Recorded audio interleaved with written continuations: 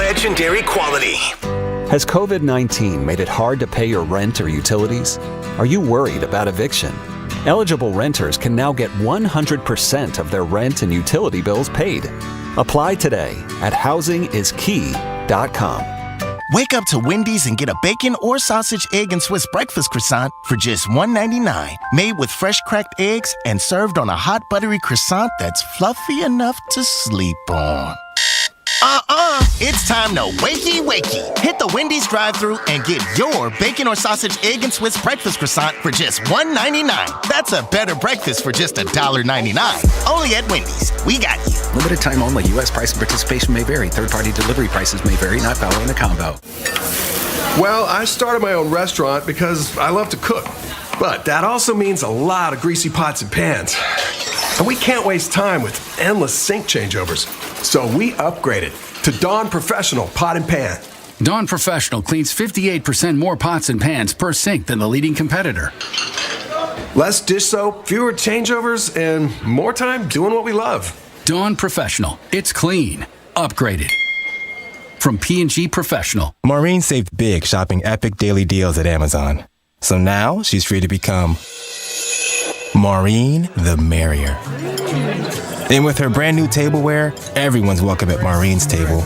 All of her family, friends, even her neighbor with the pet. Hey, has anyone seen a ferret around here? Found it. Dig into Amazon's epic daily deals. Spend less, smile more. It takes two vaccines to help protect you this season, the flu and COVID-19.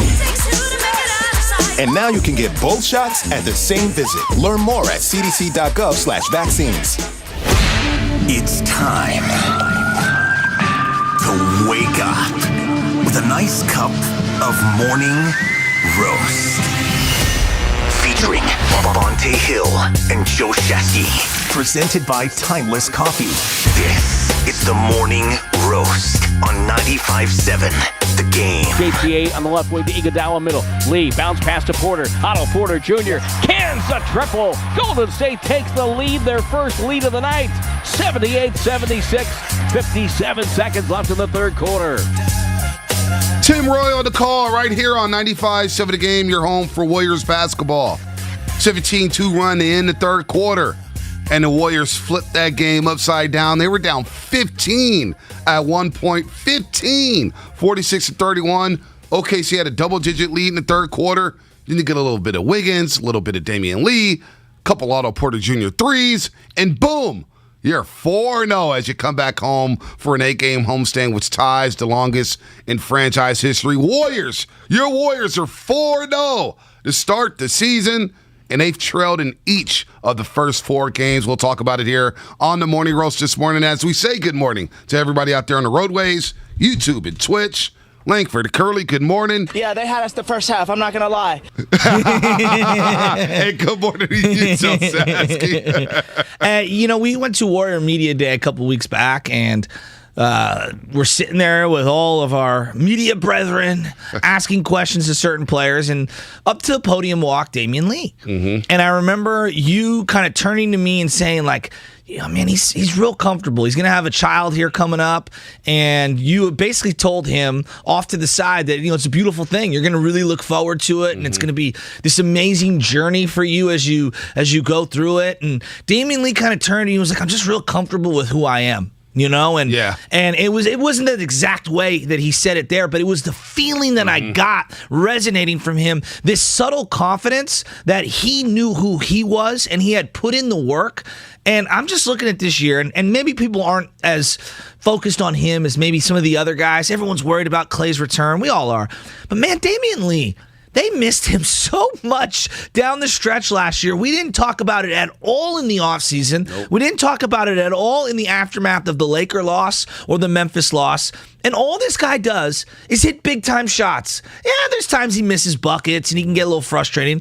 But he plays a winning brand of basketball where he's constantly moving and making positive things happen. And you tweeted something out late in that game. Damion Lee, double digits, all 4 games. That's how you get to be a team that's 4-0, when people off the bench are contributing on a consistent basis. And for me, watching everything, I'm saying to myself, if this is what Damion Lee is, that punch off the bench, check one of my worries off the list, because scoring off the bench was a worry for me. And this guy's averaging 14 to start the season, and it's when he's scoring too. Think about the 2 threes against the Clippers in the final 5 minutes of that game. Think about the big baskets last night. The big basket against the LA Lakers, the ball movement. Yes. And the defensive intensity. He's going out there moving the ball, and he's bringing a certain fire off the bench. Comfortable. I like that word, Shasky. Comfortable with who he is. And the last game he played last season was against Philadelphia, out in Philadelphia. He was 5 for 6, 12.6 rebounds. That was the last time we saw him last season, due to COVID-19. Wow. And he got the shot. He got the vaccine. Yeah. And remember how distraught he was about that situation. Yeah, absolutely. He was devastated. He was devastated, and the Warriors had to roll 8 deep. He had to play a lot of Michael Mulder, who, by the way, signed with Orlando yesterday. But he had to play a lot of minutes. Good for him. Damion Lee basically missed... Man, he missed 1, 2, 3, 4, 5, 6, 7, 8, 9, 10, 11, 12, 13, 14. The last 14 games plus the 2 playing games. So 16 games he missed down the stretch. I didn't know it was that many. It's a lot of games. And look, no one's sitting here saying, "Oh, you know what? He's an all-star. He's a fringe all-star." No, he's not. But you need contributors off the bench, and especially last year, they didn't have a lot of punch off the bench. I mean, you're relying on Bazemore to be, your primary playmaker alongside Steph Curry in that backcourt. So I just love the way this guy's playing. They cut the lead to 4 in the second quarter, and then Oklahoma City kind of stretches it out again. Yeah, going to run 9-2 run in the first half. Wow, was that much, huh? I mean, they were balling. Yeah, they really were. And then toward the end of the third quarter, to me, the sequence that boom, boom, it was just like a combination in a video game. It was boom, Damion Lee 3, boom, Otto Porter 3, and they loved that corner 3. They loved that corner 3. And Otto Porter Jr. was 1 for 5 coming into that game from the 3-point line, and he needed those 2 big threes because he's been playing some solid defense. He's been rebounding the basketball. He's been physical. But the fact that he got those 2 quarter threes in right before the third quarter ended, it was like, oh, now he feels comfortable. Now he can get going here. And the ball movement, that's where it all starts. Damion Lee's moving the ball off the bench. Andre Iguodala's moving the ball off the bench. They had 12 assists at the half. And they just weren't hitting shots at all. That ball started hopping around in the second half. They ended up with 30 assists. That's 18 in the second half. Wow. And again, 2 straight games without Steph Curry scoring a single point in the fourth quarter. And you win going away. Crazy. Last year, you would have needed 45 from Steph in that game. Absolutely. And Andrew Wiggins asserting himself as a facilitator and as a shot maker, I mean, that was desperately needed. He played with a sense of focus and determination yesterday that they absolutely needed from him. And I love the nucleus of everything that's going on right now with the Golden State Warriors, isn't it? I mean, 4-0. Like, in my wildest dreams, I was like, 2-2, 3-1. I'll take any of those to start the year, and to start off 4-0, it's just they've built themselves a little runway here. Like, they've got an opportunity to really get off to the first 20, 25 games of the season and put some distance between them and some of the middle pack of the NBA. Stacking wins. Let's hear from Steve Kerr on what Damion Lee has done to get better, because we interviewed Damion Lee, and he talked about the offseason, where he had his first offseason to where he didn't have any surgeries, he didn't have anything going on with Summer League or whatnot. He was able just to get better and get right. But here's what Steve Kerr, here's his thoughts on what Lee has done to get better. I think just confidence. When he first came up, he had the tools, but there's no substitute for reps in this league, and he just needed more reps. The reps allow you to get used to the speed of the game. They allow you to feel the advantages that you have or that you don't have. The reps allow you to make the right play over and over again if you absorb all the lessons, and that's what Damion has done. And he's right. And look, I'm looking at a text from the 510. You guys are comedy. Lee was nowhere near the player he was last year, and we're not saying that. No. But they could have used him down the stretch in 16 games when you ran out of bodies. You didn't have James Wiseman. You didn't have Kelly Oubre Jr. Now you're playing Michael Mulder extended minutes. Now you're playing GP2. I think they only played 7 guys in both playoff playing games. You're basically a college basketball team down the stretch, going 8 deep, running guys into the ground. You could have used another body and a guy who knows where to be on the floor. That's important in the read and react offense. So Damion Lee, he wasn't as good last year as he is to start the season, but they could have used him because he is a decent basketball player. And look, off the bench, the guy can shoot a jumper. The guy can hit a 3. And he works his ass off defensively. And that's all you can ask for from a guy who's coming off the bench. I thought Draymond Green also played really well yesterday. Draymond's had a really strong start to the season. Great balance in terms of being able to score a little, still facilitating. I thought his defense was very good yesterday. They were getting outworked for about 3/4 of this game. They were step slow, no doubt about it. Wouldn't you agree? Yeah, they were step slow. They were getting punked. And I look at the way that they finished that game. When these young teams early in the season, they're gaining confidence, you had to just chip away at that lead. And it felt like, to me, the second the Warriors took the lead, it's like, okay, deep breath. Now let's close these guys out. And they did that. And the thing that you kept remarking from day one of the season, and it's something that keeps kind of flashing, this bench does not squander leads. No. This bench is going to maintain, chip away at someone else's lead, or make the lead bigger for the Golden State Warriors. And I'm telling you, it's just making things so much easier. And again, Clay in the back pocket, Wiseman in the back pocket. You just got to feel great about where the Warriors are at this morning. They didn't play Moody at all yesterday. Play 1 minute.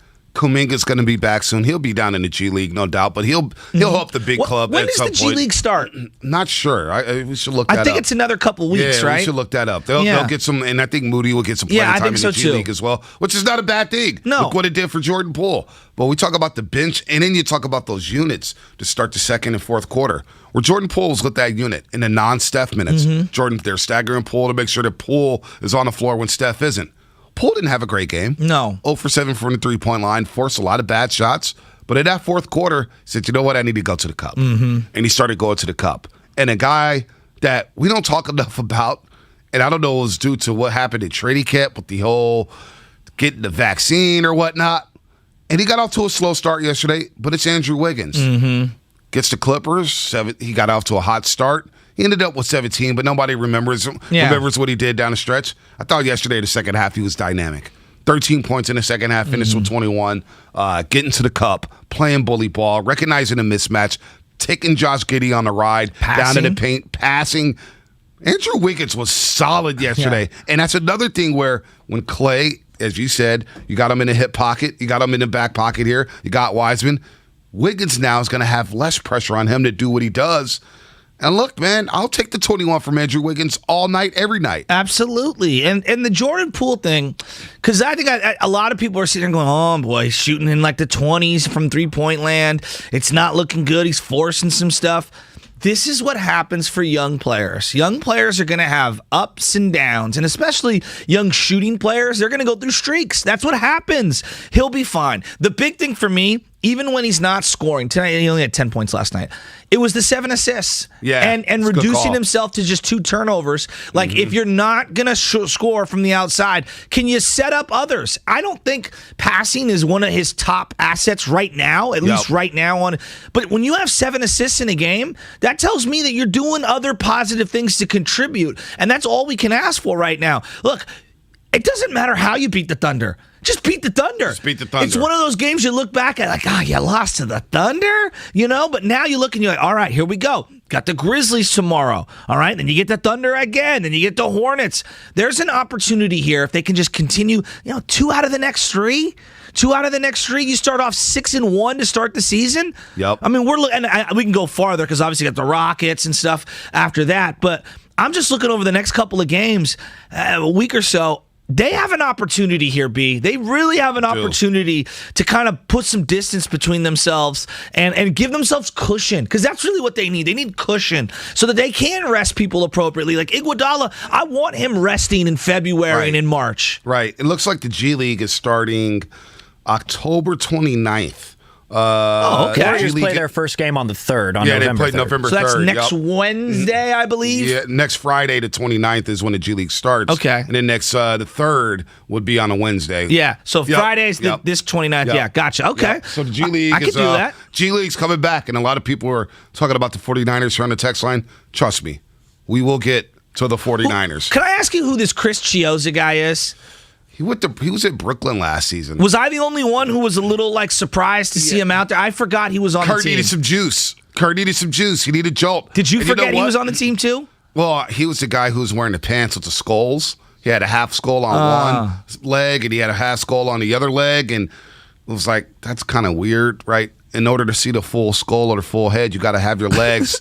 Anyway, I seen him in Brooklyn, but you know what? 5 minutes yesterday, Kerr's looking for some type of energy. Yeah. I don't think he played bad. He got guys in the right spot, passed the ball.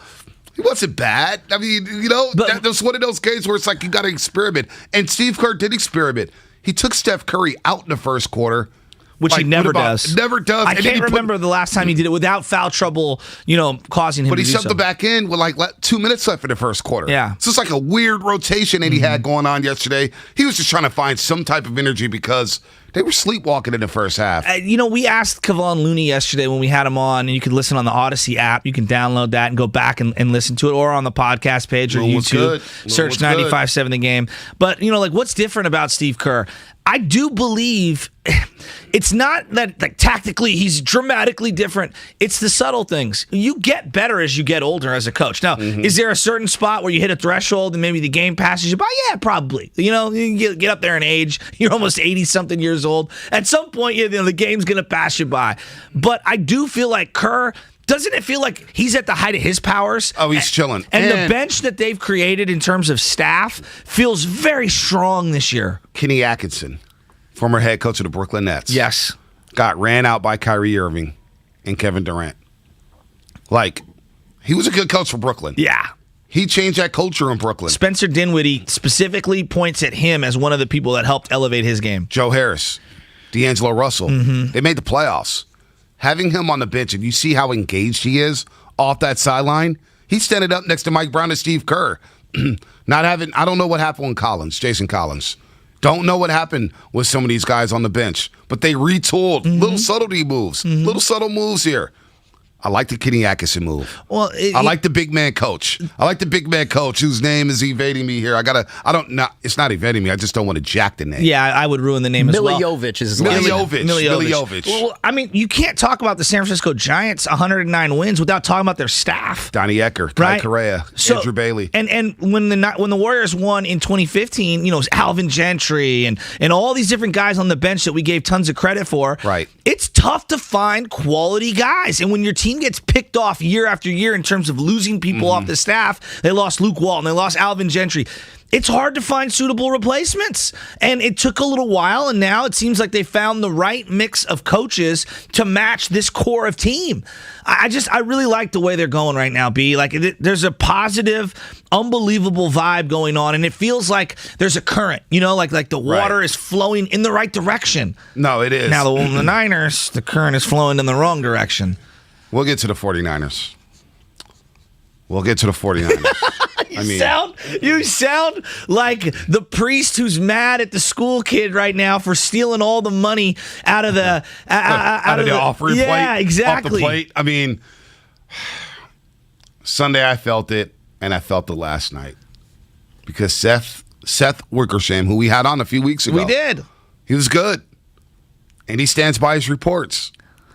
Had another report about the 49ers and Jimmy Garoppolo. And I could feel the anger through the timeline last night. I could feel the anger driving into work today, listening to Stephen Langford. I saw your text, said I'm going to just leave it alone. But I had one of those nights last night where when I got home at about 8:45. Did you do what I do? Look out the window with no Wi-Fi and Comcast? There's not much to look out the window in my apartment. Okay. But I looked out the window. I looked at the ceiling. I just looked at the ceiling thinking, dear God, we got to continue to talk of 49ers football, and there's nothing good happening. And now there's leaks. Now there's leaks again. And I don't know where the leaks are coming from. We'll try to figure this bad boy out. But the vibe compared to the Golden State Warriors, Warriors are about to have a franchise record or tie for their franchise record 8-game homestand. And they play the Memphis Grizzlies on Thursday. John Morant's in the building. I'm ready for this game. John Morant's in the building. Brooks? This is a good homestand. You got the Bulls on this homestand. You got the Hawks on this homestand. You got the Charlotte Hornets on this homestand. And it starts off with the Memphis Grizzlies. Tasty. This is tasty. Very tasty. On the 49ers? What's tasty about it? They're playing the Bears. It's sewage water. Think about how depressing this game is at Soldier Field. These are two proud franchises in the NFL. I mean... And they're not even close to contending for anything. It's sad to me. You were talking about leaks. Do you know what a P-trap is? No, never heard of P-trap. You don't know what a P-trap is? Steven, do you know what a P-trap is? No, I do not. Not by that term, at least. Okay, what about John Curley? Do you know what a P-trap is? Of course. Okay, a P-trap What do you mean, of course? Let John Curley explain it. Okay, go, John, because I'm a family it's of like when plumbers. you have underneath a sink or a Yes. toilet and try to fix it for the backflow for the water. Exactly. So underneath your sink, you'll see this thing that's kind of shaped like a U, right? Right, Curly? Right. Right? Yep. You're on the money, Okay. Joe. So have you ever fixed a leak in a P-trap? Anyone here? No. Bonte, no. I just put a towel down and give you a bucket. Yeah, and we call somebody. What about you, John Curley? Yeah, I actually fixed one a few weeks ago. Yeah. Complete pain. Who do the Niners call to fix their leak? Wow. Do they call Super Mario Brothers? Do they call the Shaskies? Do they call my dad, my brother, and my uncle? I don't know if you call the Shaskies. Have them come on down and patch that leak that we got going on. What the hell is going on at 4949 Centennial Way, Eddie Barlow Way, whatever the hell it is now. John York Way. Oh, I mean, man. geez Louise, like seriously. Oh, we need to man. call Roto Rooter? Man, What's going on? Look, we're going to talk to Darrell right at 8 o'clock about these Golden State Warriors and how they're flowing. They're impressive right now.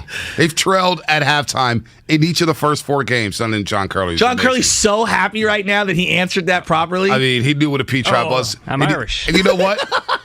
He's actually sounded confident. He actually sounded confident saying that, so I can't knock him. I can't knock him at all. He knew exactly what he was talking about. How does it feel, John? One of the first things that you're confident about is a P-trap. Feels good, baby. Thanks, Jimmy G. Speaking of Jimmy G, we'll get to the Niners. 888-957-9570. Gotta laugh. Gotta You laugh, gotta man. just laugh. Gotta laugh, man. There's no time to be angry. You know, no time to be angry, man.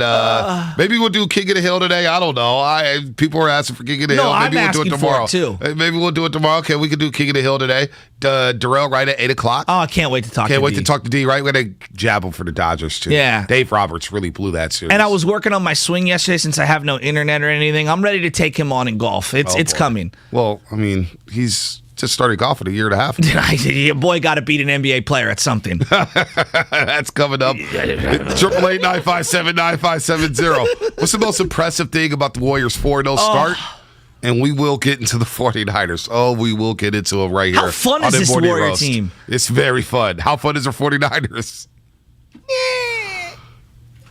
Xfinity Internet sounds like crazy fast speeds, reliable in-home Wi-Fi coverage, and protection for your connected devices.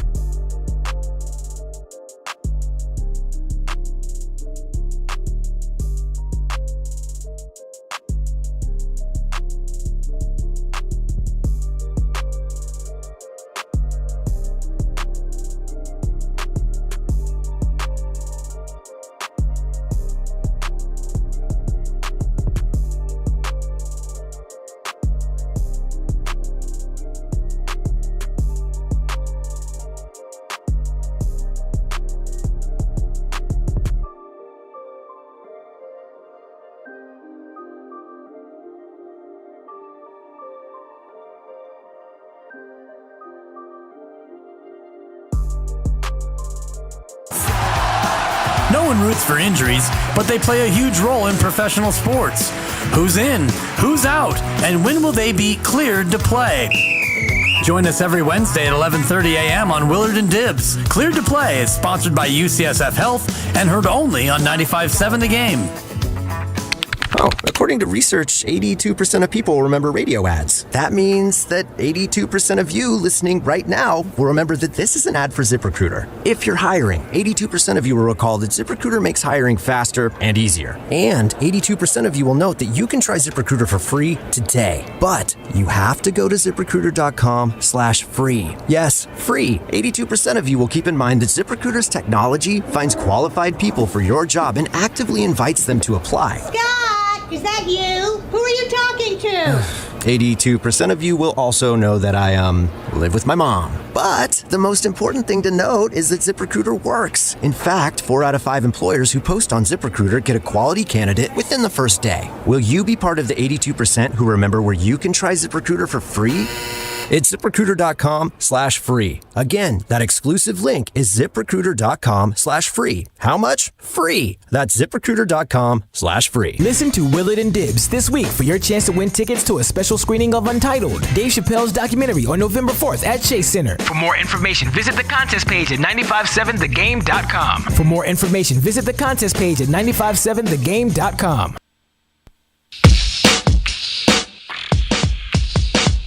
Now, back to the Morning Roast, presented by Timeless Coffee with Bonte and Shasky.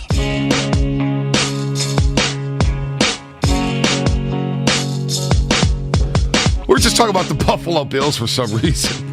Wouldn't it feel good to be a Bills fan? Bruce Smith, apparently on Twitter, John Curley, was just showing us between the break as we peel back the curtain. We take you behind the curtain. Private show here at 95.7 The Game. We're talking about Bruce Smith, and he has this graveyard like Myles Garrett. And he's like, now that's a graveyard. All these quarterback sacks that he has. And we're just talking about that Bills team.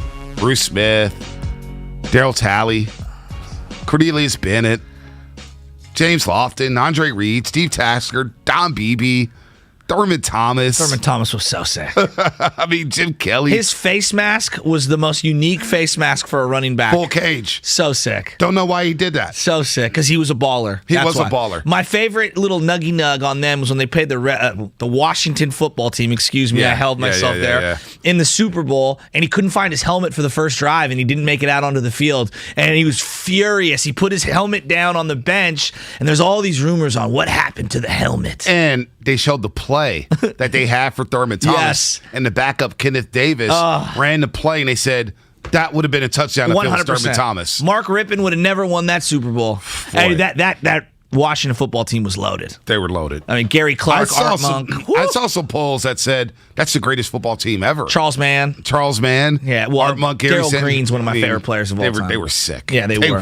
Sick. I love this. We're talking about this because this. Well, because we went down the rabbit hole of Niners-Bears from the 80s, and somehow, because we're talking about the Niners play the Bears this weekend, and remember when they were both great franchises, and we started just thinking about old 80s football, and I was thinking of the late 80s Bills, the early 90s Bills, and how sweet they were, and this is how we got here, folks. Because it's not sweet right now when it comes to the 49ers or the Chicago Bears. This game at 10 a.m. Sunday, people are dreading it. They're dreading it. Now, we get to watch Justin Fields. That's one positive.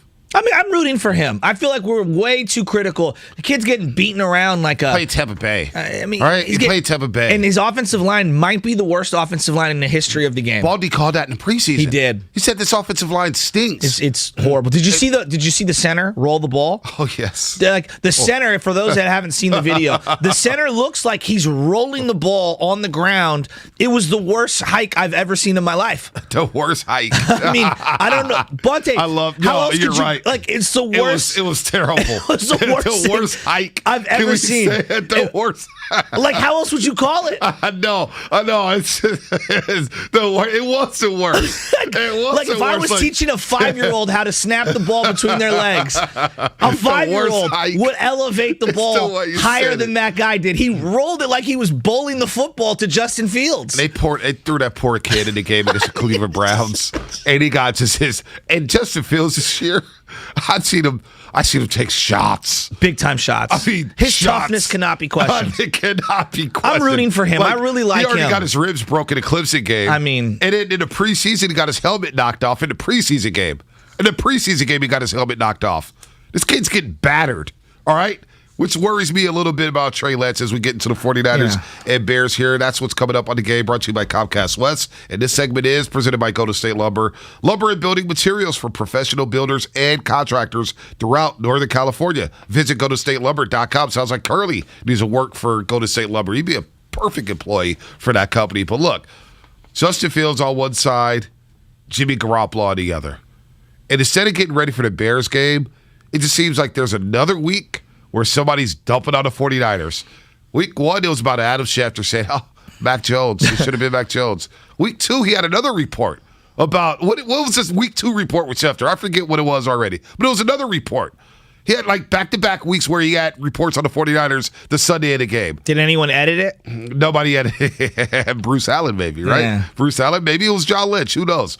Then Mike Florio gets in on the act. Mike Florio, Trey Lance is the wrong pick because he can't even beat out a mediocre quarterback. And everybody's dunking on Mike Florio, including Mina Kimes.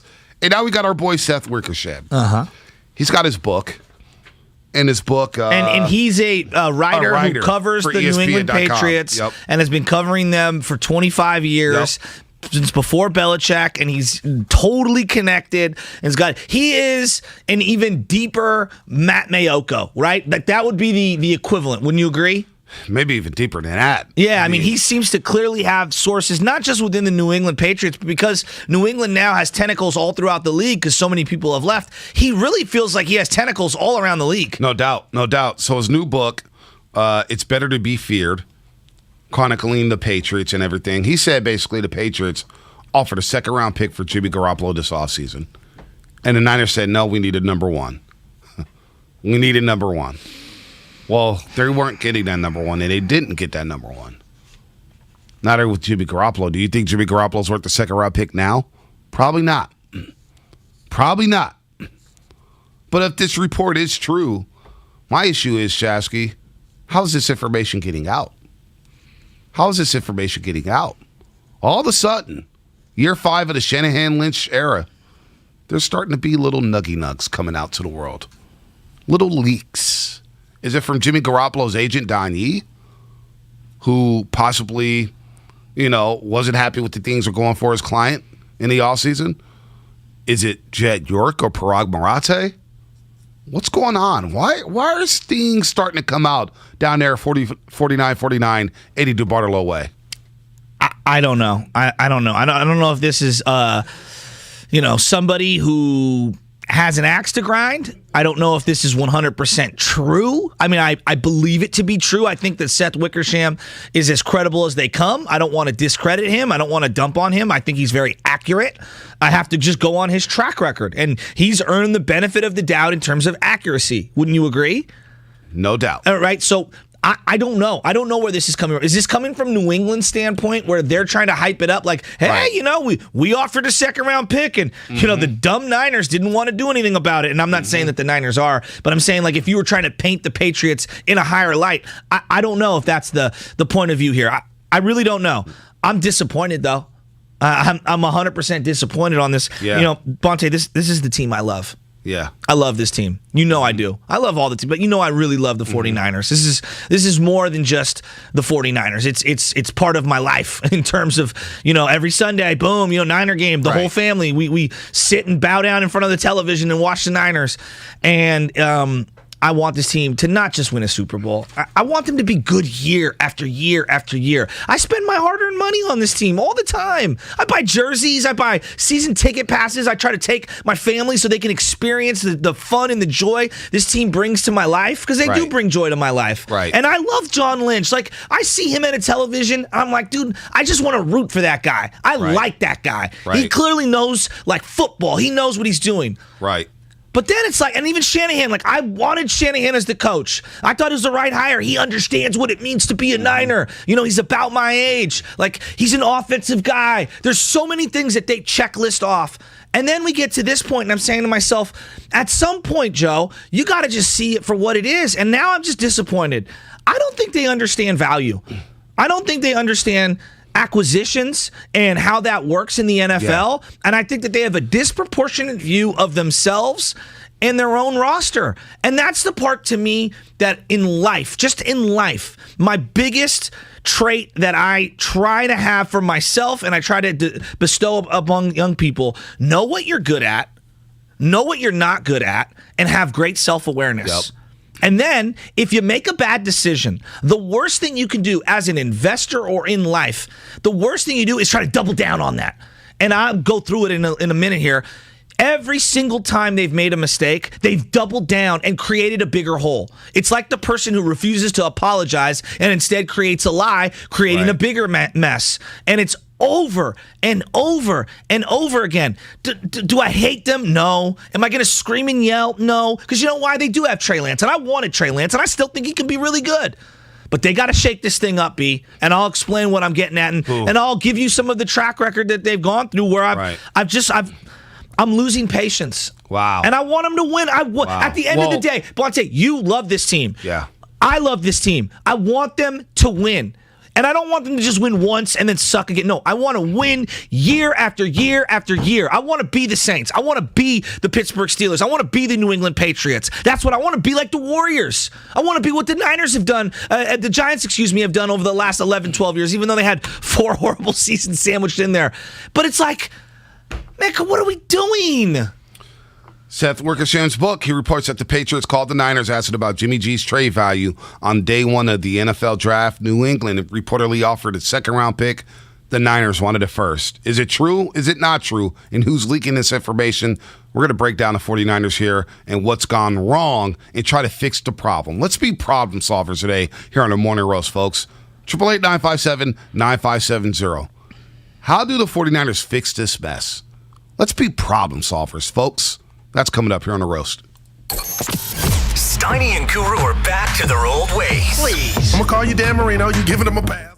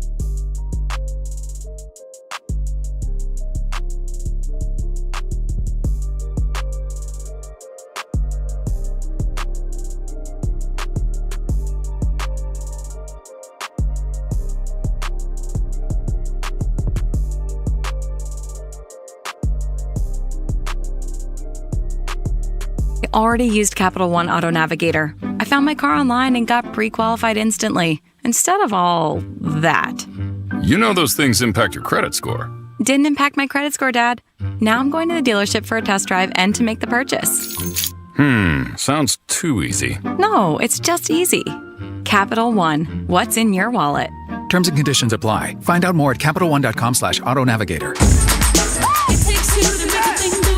It takes 2 vaccines to help protect you this season, the flu and COVID-19.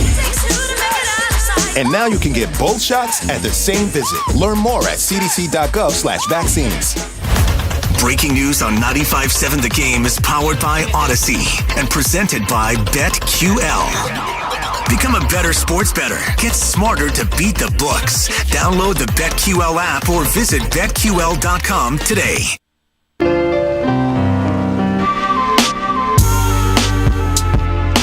Now, back to the Morning Roast, presented by Timeless Coffee with Bonte and Shasky. B. Warriors got me feeling good. It's a great beat right here. Who's this? Ooh. Zion I. Ooh. Look at Langford. What time you mix it up? He got a song with Mac Dre that is so good. He's got a couple of them, but man, he got one that I play all the time. I got to find it on my phone. 707. Can we talk about the 49ers secondary giving out free hugs all day? I don't know if I want to talk about that. What is there to talk about when it comes to that? Just not playing good football. Josh Norman, Drake Kirkpatrick. I don't know what Drake Kirkpatrick was doing on the Michael Pittman play. I don't know what he was looking at. I don't either. I see why he was out of the league. That's what I saw. The segment is presented by Golden State Lumber. Lumber and building materials for professional builders and contractors throughout Northern California. Visit goldenstatelumber.com. Robin San-Bruno will get you in just a second. Just a second, Rob. For those that just hopped in their vehicle or you're just waking up this morning, big Warrior win. We're feeling really good about that. 4-0. You got to feel good about that. 8-game Homestead coming up. Tough loss for the Sharkies, our Sharkies. Yeah, they lost to the Predators. Yeah, it's a tough one. But you know what? They're home for the next, I think 8 or 7. So they're going to get back. And I like the way they're playing right now. We'll get back into them. Our Sharkies. Ours, as in the whole Bay Our Areas. Sharkies. Yeah, them and our the Warriors. Sharkies. Our teams. We're adopting them. But now we're going to do a Sharks Minute. I told you, not today. Not today. Not today. Right. I want to get into the 49ers here because Seth Wickersham, who wrote a book about the dynasty of the New England Patriots, his second book, had a lot of details. And the book came out, I believe, 2.5 weeks ago. I could be wrong there, but I believe it was 2.5 weeks ago. And everybody jumped on the Tom Brady stuff, rightfully so. The Niners had an opportunity to take a look at Tom Brady. He wanted to come here. And everybody's losing their minds because the 49ers thumbed through all the videos and whatnot and said, no, you know what? We think Jimmy Garoppolo's better. To me, the report that came out about yesterday, meaning it's from the book, but it came out 2.5 weeks later after everyone reads it, it is, to me, it's a bigger indication of where they just fall flat as a team, as an organization right now. I love this team. I want them to win. I like John Lynch a lot, but the skill set he possesses, I don't think matches up for the skill set that you need as a GM. So this team, got to think about it if we go back to when they were hired. John Lynch never had experience. John Lynch never had experience as a general manager. Came from the broadcast booth. Kyle Shanahan never had experience as a head coach. He was always a coordinator. His father was a head coach, but he wasn't. This is his first job.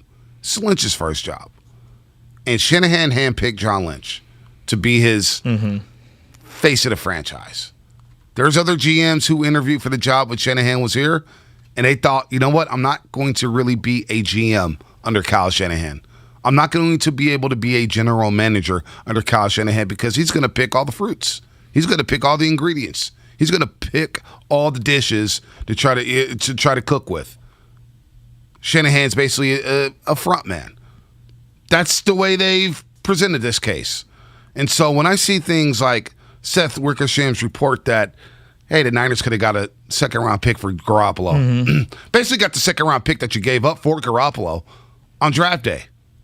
And the Niners, according to Seth Wickersham, said no. Now, do you believe the report? Do you not believe the report? And by the way, I will never forget to shout out to graveyard workers going home. I will start doing that as well. Shout out to the graveyard workers out there getting that money. Why shouldn't you believe the report? I mean, this is a very credible person who clearly is tapped in and has unbelievable access and information. I'm not saying I don't believe it. I do believe it. What I believe now, too, is... What is that? Now I believe that there's leaks again. There's leaks again. And I don't know if the leaks are coming from Jimmy Garoppolo's agent, Don Yee, to try to sabotage the situation because he's mad at the way his client's been treated. Okay. I don't know if Jed York is getting back into the mix or Parag Marate. But you said something yesterday, Shasky, that I thought about. You were just basically, I don't want to hear from Jed York. And I thought about that. People are like, well, we need to hear from Jed. I'm now at that point to where I do want to hear from the owner. Why? Think about how refreshing it is to hear from Joe Lacob. Think about how refreshing it is to hear from Larry Bear and Farhan Zaidi. I want to hear from Jed York. How does he view this football team right now? How does he feel about this coaching staff? How does he feel about the front office? Because then I think we will learn a little bit more about what Seth Wickersham is talking about. Because Jed York sometimes has a tough time in holding back intel. And I need to know some things here. Well, are leaks starting to happen again? Because all of a sudden, the first 4 years of the Shanahan Lynch regime, we all praised everybody. Nothing's coming out of Santa Clara. Yeah. And now we've had 2 Adam Schefter reports. Well, a zillion. Mike Flory. A zillion Mike Florio reports. Yeah. And now this is a second big bombshell by Seth Wickersham, who we had on the show 3 weeks ago. We had him on the show 3 weeks ago to talk about this situation. And now there's another leak. So what's happening? In 2019, did Jed York talk at all during the regular season? I don't recall. I don't either. I don't recall. So, like, if I was running and again, I'm not Jed, but if I was running the organization, it's business as usual unless you have to. To me, him stepping forward, to me, would actually double down on the impression that something's wrong. Why? What? Look, if I'm operating in times of crisis differently than how I operated in times of success, at least out in front of everyone, to me, that sends up flags. Now, another person could look at that and say, no, the exact opposite. In times of crisis, I need my leader to step through. But I don't know. I don't think it's as chaotic and as crazy as everyone thinks. I think what ends up happening is they're going through this as an organization, meaning the front office. You know, you got Adam Peters, John Lynch, Kyle Shanahan. I don't know who says no or who says yes to a trade like this. Does Kyle Shanahan, okay, New England says, we'll give you a second-round pick. Is it John Lynch and Kyle Shanahan sitting there together, unified, saying, no, we want a first? I think it's them talking about it and discussing the situation. Does Jed York have to sign off on trading Jimmy Garoppolo over any premise? Don't know. Right, that's something I would like to. I don't know either. So there's a lot of questions that I have. Here's my bigger takeaway, B. And I think what you're saying makes a lot of sense for Jed York to talk. I get where you're coming from on that. I do. For me, doesn't matter one way or the other. I'd wait till the end of the year. Right. But to me, it's valuation. It's acquisition. It's understanding straight up value and how to work the board. Right? It's like real estate. If I buy a house that's valued at $500,000 and I pay $1 million, $2 million, $3 million, I'm underwater. Right? The worst thing I can do then is remodel that house and double down. Time and time again, they've doubled down. Think about the defensive line. We don't have anyone on the D line. Let's take D linemen year after year after year. We crushed Matt Millen for that.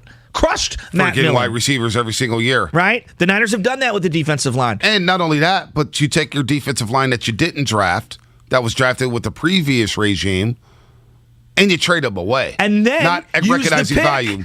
And then use the pick to do what? Double down and go D-line again. You didn't have running backs. What'd you do? You went out in free agency. You overspent. You didn't do it once. You did it twice. And then you did it again with Raheem Mostert when he wanted out and held out. Exactly. Then I look at what they did at linebacker. They draft Reuben Foster. It's a complete whiff. He's out in 1 year. And what they do, they doubled down again, and they went out and overpaid for Quan Alexander. Well, let's be fair, though. Quan Alexander played some really good football. He did. Until he tore his pectoral. Okay. Or what was it, triceps or whatnot. He did. He played really good football. I don't want But he wasn't the only overpaid linebacker. Malcolm Smith was as well. Michael Smith was a worse deal than Quan Alexander. Quan at least brought juice to the locker room. Okay. A lot of those players say, man, Quan was a very good teammate. He played his ass off. He made plays.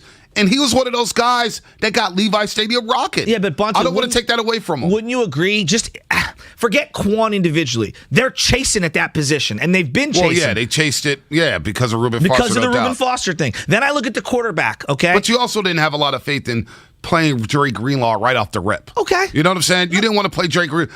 You're stuck on Quan. I'm not talking about Quan. No, I'm not. I know you're not talking about Quan. I just want to break that down for a second, though. You pay for Quan because you have a third-round pick of Dre Greenlaw, and you think maybe he's just not ready to go right away. And he benefited from sitting behind Quan for half the season. So, yeah, it may have looked like an overpay, but you know what? They cut bait and traded him next season. Which was great, which is one of the few times that they've done that. Quarterback, they had Kaepernick in the fold. They didn't want to bring him in. Then they went out and they got Hoyer, and then they didn't draft a quarterback, which you talked about over and over in 2017. It's why we're in this position now. And then they get to C.J. Beathard, where they trade up for him. They play him in year one. He looks terrible. All right. They finally go get Jimmy Garoppolo and trade the second-round pick. Everyone agrees. It's a great trade. I do it all day, every single time. Jimmy has one great year after obviously missing all of 2018 essentially, and then missing most of 2020. And what they do, they doubled down on Jimmy Garoppolo again and said to themselves, no. He's not worth a second rounder. Even though we just traded essentially 3 first-rounders to replace him, he's worth a first. They continue to value their own at a higher clip than what the rest of the league views them as. It has been an organizational flaw for 20 years. They always look from within. So how do you fix the problem? Because we revisited this. Yeah, but Bonte, over and over they and need over. to hire someone decisions. from the outside to come in without any bias whatsoever, no emotional attachment, and that person needs to be the director, the GM, whatever, and I would bump John Lynch up.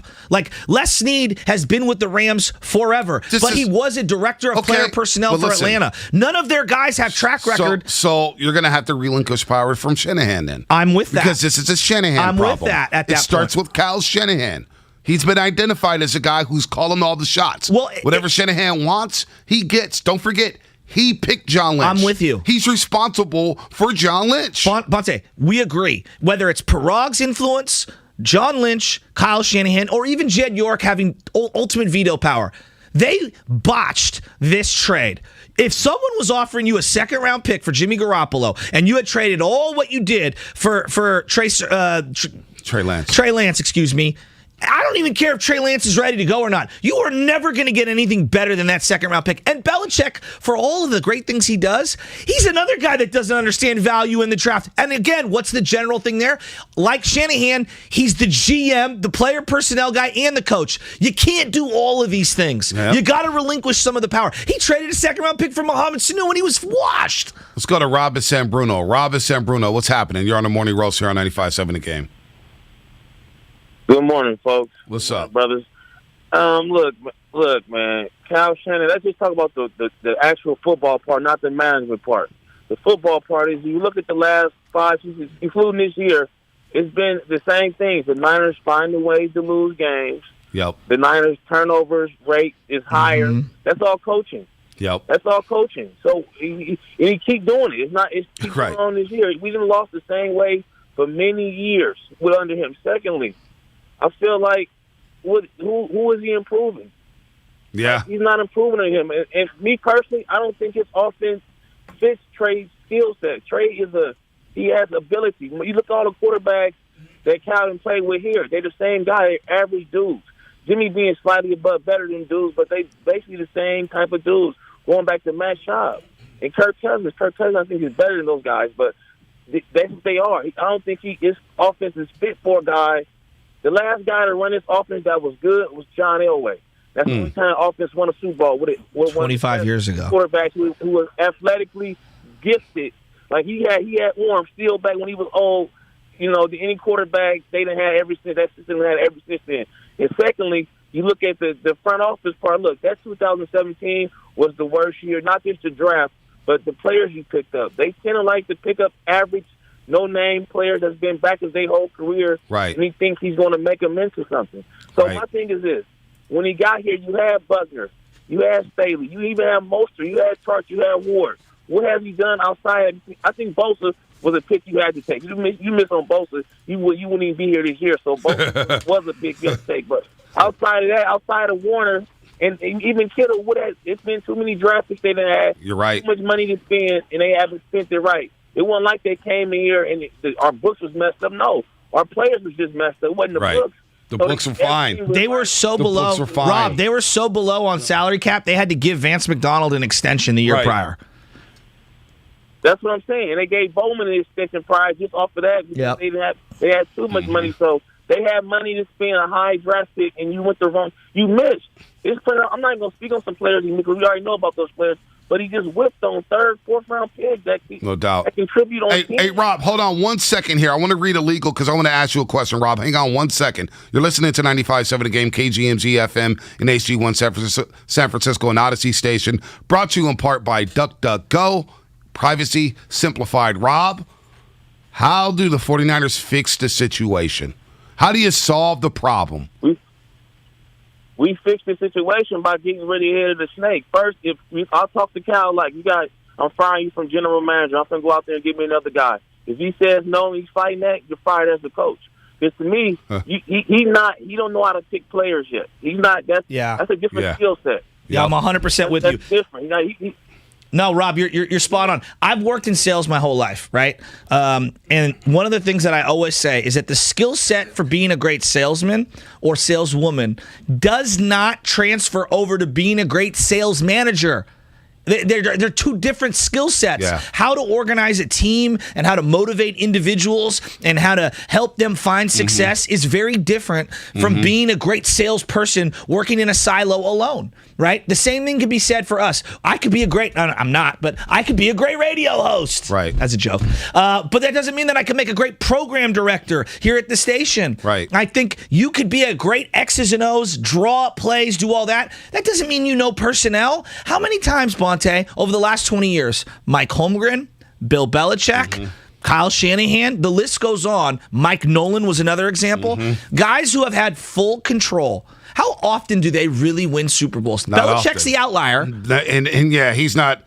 Shanahan is no Belichick. No. He's no Holmgren. No. He's no Mike Shanahan. No. He's not even close. No. Not even close. Now, that doesn't mean he isn't a good coach. We'll find out when it's all said and done how great his career ends up being. But, Bonte, in terms of picking the players, they clearly aren't picking the right players, and they don't understand how to work the board in terms of trades and valuations and the draft strategy. But you know what? They do make the trades. They've made some shrewd moves in the draft.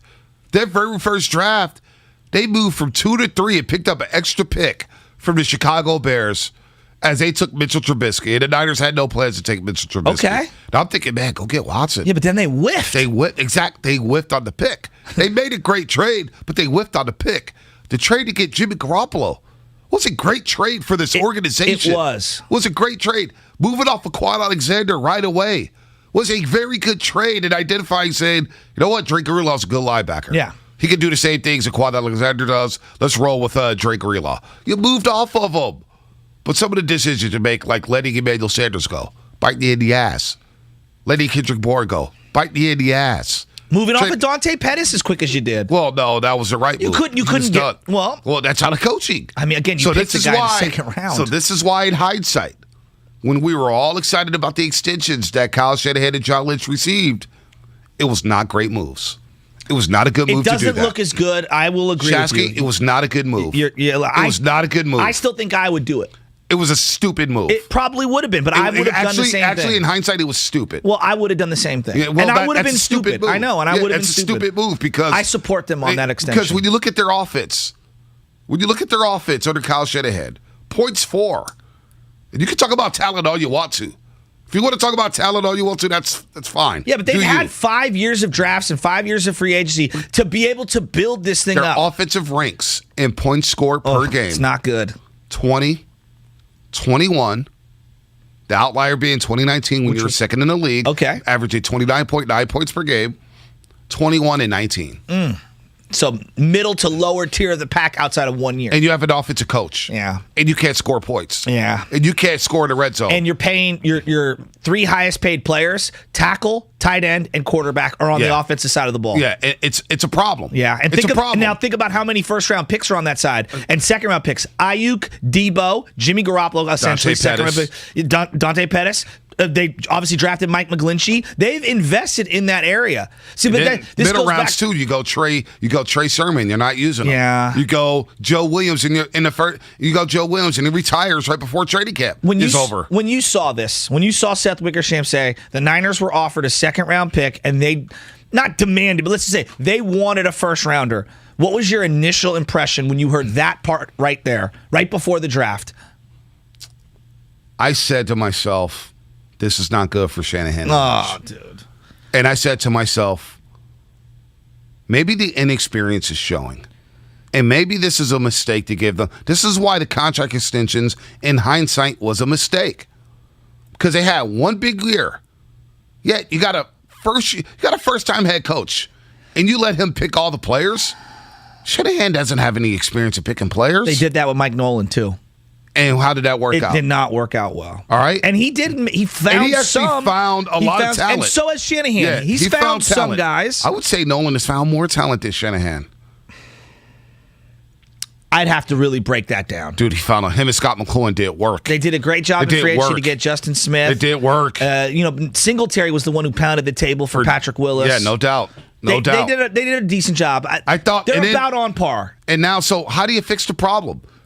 Forget looking at revisionist history. Yeah. We've gone down that road over you and need to over hire and someone over. with experience, Bonte. You need to bring someone from the outside. I would look at the Rams and I would say, look what the Giants and Dodgers did. Giants were like, oh, the Dodgers are kicking our butt. Look how they're run. They're run very well. I would like to steal some of that magic. Let me get Farhan. Les Snead's been there forever. Find someone in the front office of a team that you admire in terms of how they operate, whether it's the Saints, who year after year after year draft well. I don't want Jeff Ireland. He's the assistant there. But Mickey Loomis. Can you get someone underneath Mickey Loomis who's rising? Les Snead. How about the Chargers? Who is picking players for the Chargers? Like, look at the teams that you emulate and say, go get me someone from the outside. Look at my roster and tell me what we're doing wrong. Tell me what we need to do differently here. Because I think this insulation of what they've done over the years, it hasn't helped them.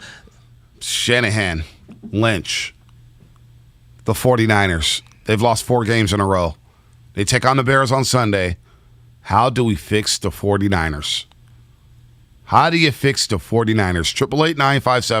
888-957-9570. What can the 49ers do to right themselves as an organization? 888-957-9570. Line them up, folks. I want to hear from you. Plus, we'll get back into the Warriors as they beat the Oklahoma City Thunder. They did not cover the spread, but who cares? They're 4-0, baby. And that's what's coming up on the game, brought to you by Extra Thermometers. Accuracy matters. Not sure if you have COVID. Fever is a leading sign, so be vigilant and use the only thermometer with proven accuracy in more than 100 clinical studies, the Extragen temporal scanner thermometer. Stay safe and learn more at extragen.com. Call us or text us at 888-957-9570. Yes! Yes! We get the dance with the land! Yes! Dance with the land! Oh my God! That you say somebody! What the F is going on? 408 says they're listening from San Jose, working as a FedEx driver.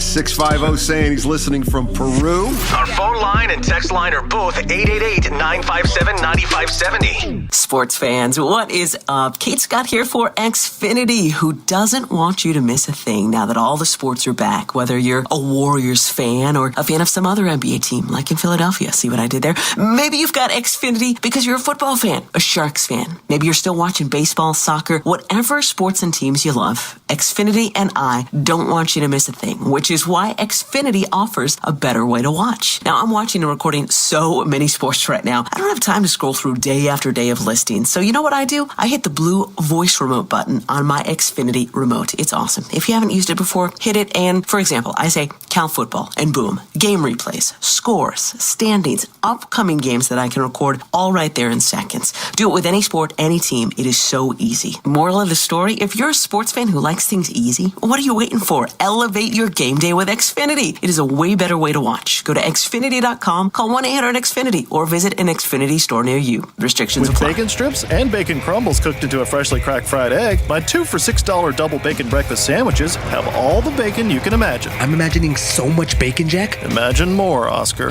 Only at Jack in the Box. Plus tax, limited time only. Price and participation may vary. Why do we find popping bubble wrap so satisfying? Why do we say boop when we touch somebody's nose? Boop?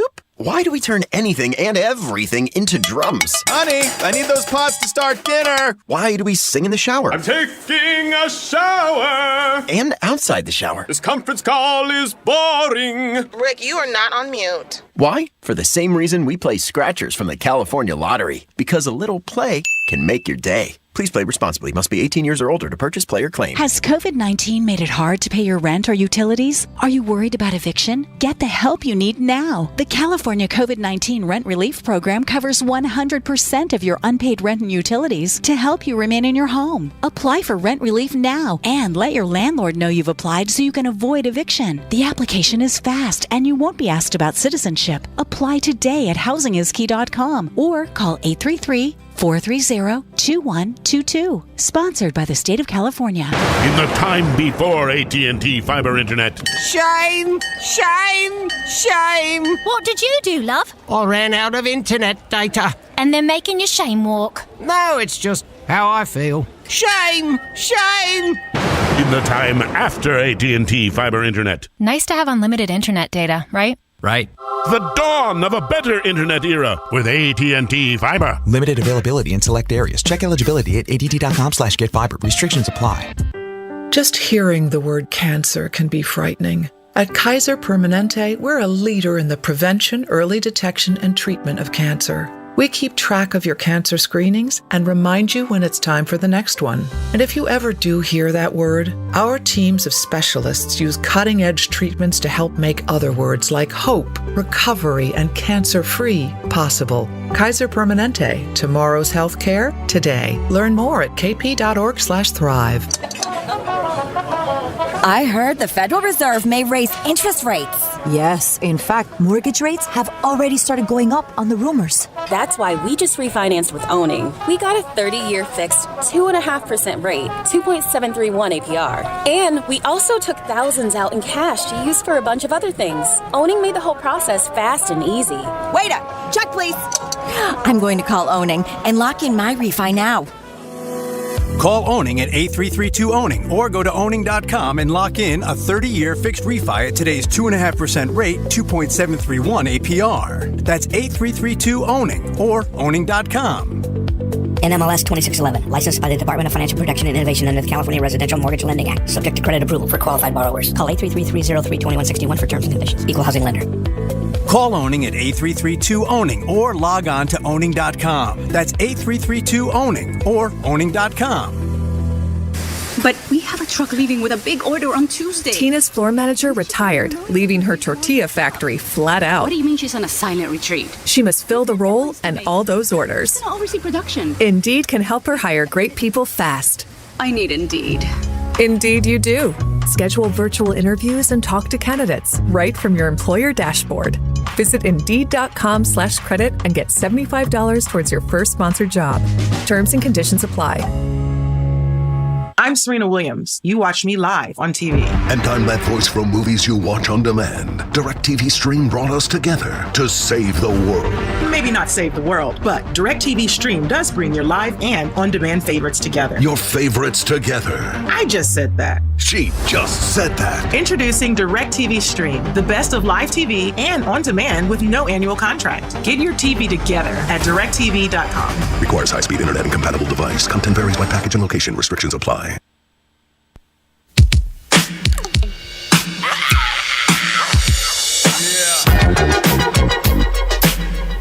Now, back to the morning roast, presented by Timeless Coffee with Bonte and Shasky. Oh, yeah. I like this. This is on the Odyssey app. This is from the exclusive stations. Now, you can go to the search bar on that Odyssey app, and this one's under the tailgating playlist. Ooh. So you open up tailgating, then it has a whole bunch of other playlists. So the sub-playlist that I'm opening here is the Backyard Barbecue Classics and Check Yourself. I love from this Ice Cube. song. You know what? I love listened this. on the Odyssey app yesterday because I've had some Comcast issues and some Wi-Fi issues because it's out in my neighborhood because of the storm and everything. It knocked down a big power pole. And I actually, on my phone, was streaming on the Odyssey app the Warrior game. So you can do that as well. I love Not sure it. if you guys knew that. Search out 95.7 The Speak it Game. to the mic, Sasky. Speak it to the mic. Here's the mic. This is what you're talking to. Theater of the Mind, Bonte. I feel like I'm talking to back everyone. at Langford. They can hear you. Yeah, it's Theater of the Sit Mind. right here if you want to look at them. I have a question right for here. you. Sit right here. By the way, download the new exclusive station on the don't Odyssey like app. that Brought to you chair. in part by Macy's, Geico, and Coke Zero Sugar. Don't like that shirt? No, I don't like that Okay. chair. Don't like that angle either. Because come? I like to look right at you. Yeah. You know? Because if I'm on You one always side look of the back room. at them. and you Well, always talk. that's called pivoting. You're acting like Joe needs a mic in order for us to hear him through the glass. That is very, very, All right. very, very true. So We're going to get back into the Warriors soon. Don't worry. Yeah, we will. We're gonna feel good. 957. I'll throw this question out for Warrior fans if you want to get in here. What's been the most impressive part of the 4-0 start?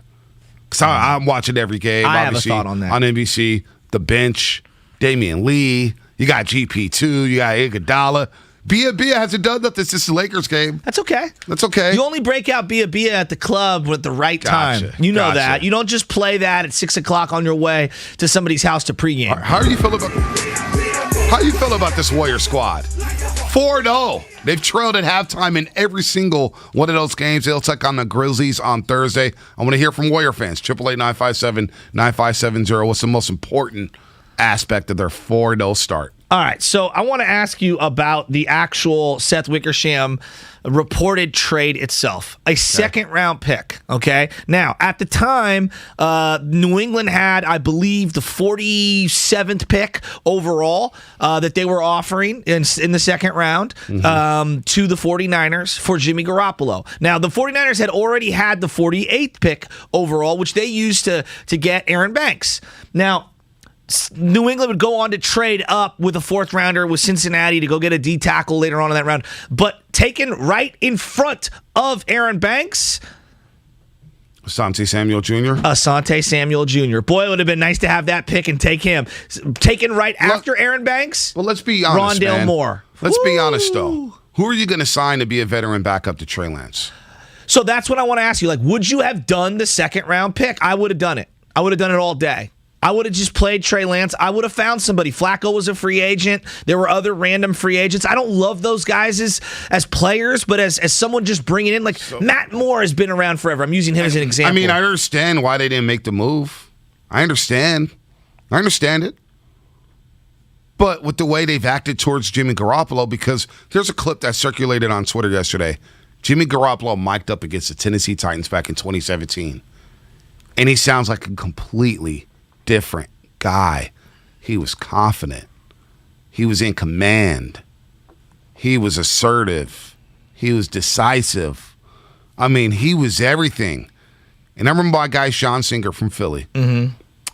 His first start in Chicago, which is funny. He's going to start this week in Chicago. His first ever start for the 49ers happened to come against the Chicago Bears in his hometown. And my buddy from Philly, Sean Singer, texted me, said, boy, it must feel good. It must feel good to have a franchise quarterback. And that's how this fan base felt. Jimmy Garoppolo was the dude. And then you get here to 2021, and he's obviously not the dude. You make the big move to move up to 3. You probably should have made the deal. I understand why they didn't make the deal, but you probably should have made the deal. Because you obviously don't want Jimmy Garoppolo. So you might as well just reset. Because the way the situation has been managed, well, it's an open competition, but it's not. We're not going to name a starter, but Jimmy's a starter. You know what I'm saying? Like, Jimmy was forced to tell the media that he's a starting quarterback. But that goes back to me, it feels like they're trying to chase this this mythical first round draft pick that they're trying to recoup for Jimmy G. I don't know what they're doing. I don't think they know what they're doing. That's my point. Now, so here's the thing on value. Like, I keep going back to value. I don't think they understand value. Sam Darnold, okay? We can argue till we're blue in the face if Sam Darnold or Jimmy Garoppolo is the better quarterback.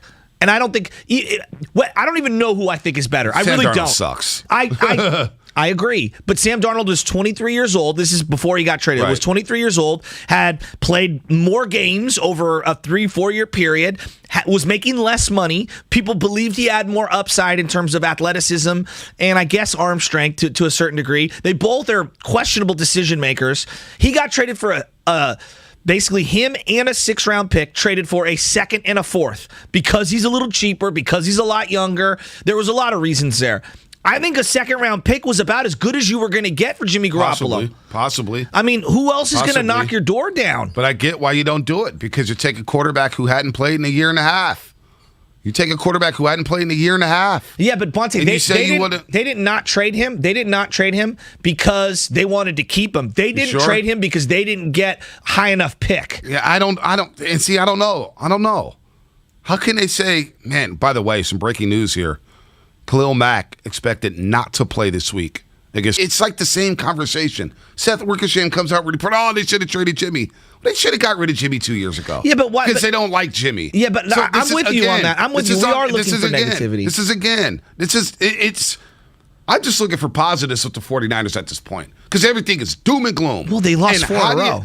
How do you fix the problem? Well, you fix the problem. You got to bring in people that are bold decision makers. Say what you want about the Rams. When they're done with someone, they're done with someone. But they've had the same decision makers. They brought in Sean McVay. Been there since 2012. They say, Sean McVay, we're going to get you the right people. We're not going to put everything on your plate. You're not going to be able to run everything. Shanahan has full power, full autonomy. I know. So it starts there. No doubt. You got to fix the problem by taking away some of the power from Shanahan and saying, focus on the football team. Focus on dialing it up. Well, don't worry about the personnel decisions. Don't worry about free agency. Don't do all that stuff. I'm looking for problem solving. I know. I don't care about what you could have done with Jimmy last year. I don't care what you could have done with Jimmy on draft day. Jimmy's here now. Jimmy's here. Yeah, but don't you feel like they're chasing? I totally understand what you're saying. But I also feel like because they didn't make these moves, they feel backed into a corner to play. That's the impression I get. I don't even know if this is true, but I get the impression they feel obligated to play Jimmy Garoppolo to try to recoup something back that's higher than the 2nd-round pick that they were offered. I don't even know if that's true. And I don't even think it is true. He's been hurt. They know damn well you're not getting a 1st-round pick for Jimmy Garoppolo. Well, then why did they make that trade then? I don't think it was true. Now that the more I think about it, it's a leak from somebody. Either a leak from Don Yee, his agent, a leak from the Patriots, or a leak in-house. I don't believe a 2nd-round pick was on the table. This doesn't happen to the Chiefs. This doesn't happen to the Saints. Leaks. This doesn't happen to the Rams. I throw my hands up. It's not a button-up organization right now. No, you're right on that. And this is why you shouldn't have gave them extensions. Well, this is the other question. In hindsight, you shouldn't have gave them extensions because you got guys who have never done this before. They've never done it before, and they look like kids now running the show. It's inarguable. I cannot argue with you on that premise. Will you grant me at least this portion of it? We do not know if Parag or Jed York had influence on the yay or the nay, or if they have influence at all on a lot of these decisions. Hasn't Jed York said that Lynch, Peters, and Parag and Shanahan are the guys, and I'm sitting back just owning the team? Yeah, but I'm sure that they go to him and like, hey, we have an opportunity to trade Jimmy Garoppolo. At least, again, this is what I would think in a business setting. I don't know. I'm straight up pontificating. Hey, we have an opportunity to trade our franchise quarterback, who was our the guy they were selling a bunch of jerseys to. There's a business element to this. Do you want to do the deal or not? Like, I do think at some level, just the big-time quarterback decisions, like when they traded the 3 first-rounders, you don't think that went through Jed's desk at one point? And just got his blessing? It's starting to sound real small time with this organization. It's starting to sound small time. When I look at the Golden State Warriors, for example, all those smoke screens and this and that organization is buttoned up. From Bob Myers to Joe Lacob to Steve Kerr, they got nothing but pros over there running their organization. Were we saying that at the trade deadline with the Kelly Oubre rumors? I was. Okay. I was. No, I'm just asking. Yeah. I'm not saying the general fan. The general fan. And they earned the benefit of doubt. I agree there. Because of what they've done, what they've accomplished. There's no argument. They've made shrewd moves. They've got guys that come here on the vet minimum. They've understood what it takes to win. And they have won. And they don't leak. And they don't stab each other in the back. The Giants, how buttoned up do they look? They've looked buttoned up since Sabian, Bobby Evans, Bochy. All right, there were some issues with Peter McGowan and Dusty Baker, but they were winning. And now you look at them. They're buttoned up. They feel it today. But I do think, B, just on the Warriors for 1 second, there was a segment of the fan base, it does not represent everyone, with the whole Durant leaving thing and the Draymond, there was something there. Now, whether they want to say it's on Kerr, or the management, there was something there. So I think we can't just gloss over that. I'm not saying you're wrong. They have earned the benefit of the doubt. I agree with you. I'm not saying everything is perfect. No, I'm not. That didn't say that's what you're saying. Even through adversity, you're right. They stayed strong. And they didn't look like things were just coming out of nowhere. Right. This 49ers team, all of a sudden you lose 4 straight games, and we're getting leaks about this, we're getting leaks about that. We're blaming the quarterback. Is that the drama of football? Well, you just said it. It's not happening to the Saints. No, that's true. It's not happening You're right. It's not happening to the Rams. It's not happening to who else out there? It's not happening to the Chiefs. No, it's not. It's not happening to the Buccaneers. No. Arizona? Even the Dallas Cowboys look buttoned up. They do. The Dallas Cowboys look buttoned up. And they've hit their draft picks, hitting on Micah Parsons, hitting on Diggs. I mean, man, you know what I'm great. tired of when it comes to the 49ers, and I'm exhausted from it. Honestly, I'm exhausted. Okay. It's the crying and the whining about Jimmy G, Shanahan, and Lynch. They've made their own bed. The 49ers made this bed. So, you know what? They have extensions. They're not getting fired. Shanahan's not getting fired.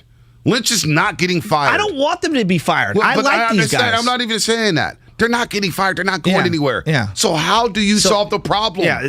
What do you do? This is what I think you do. You have to have a search outside the organization. You need to bring in someone from outside who has a track record of being in front offices that are successful. You need to bring someone in who understands roster assembly, acquisitions, understands valuation, not just in the draft, but just player valuations all around the league, and someone who has a track record of doing this at the big boy level. They need to bring someone in. I would bump up John Lynch to a presidential role because I do love him. Like, at the end of the day, Bonte, you and I want the same thing. We want the team to win year after year but the after guy year. Can't pick. If I'm just paying him to be a president and he can't pick players and he can't evaluate he has an talent. influence. Forget that. There's more to doing the job of a president. I just want someone who, when players come here or in free agency or whatever it is, someone that they think understands where they're coming from. There is some value there. McVay, who was part of the 49ers organization in the 80s,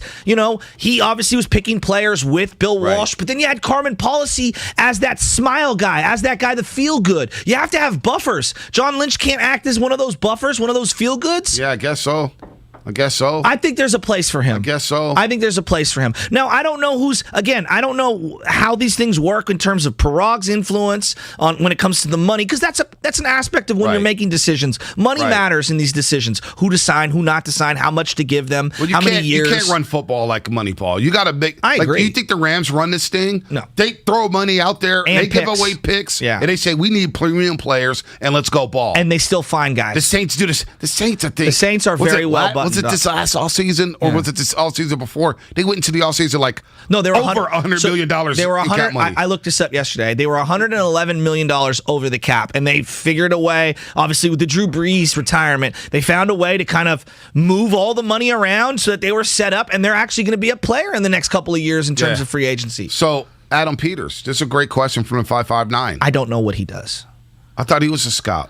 I thought he was the assistant GM. I thought he was a vice president. What is he here for? I don't know. If you got to look outside. It's hard for us to quantify. I thought that was the guy you brought in outside. It was. I don't have an answer for you. I don't know the inner workings. It sounds like a mess. It feels that way this morning. It does. It sounds like a mess. Let's go to Ryan in Berkeley. Ryan in Berkeley, what's happening? You're on the Morning Roast here on 95.7 The Game. Hey, good morning, gentlemen. I just wanted to say my two-piece on Jimmy and how he's regrets so much. It seems almost like Kyle and the coaching staff has him muzzled.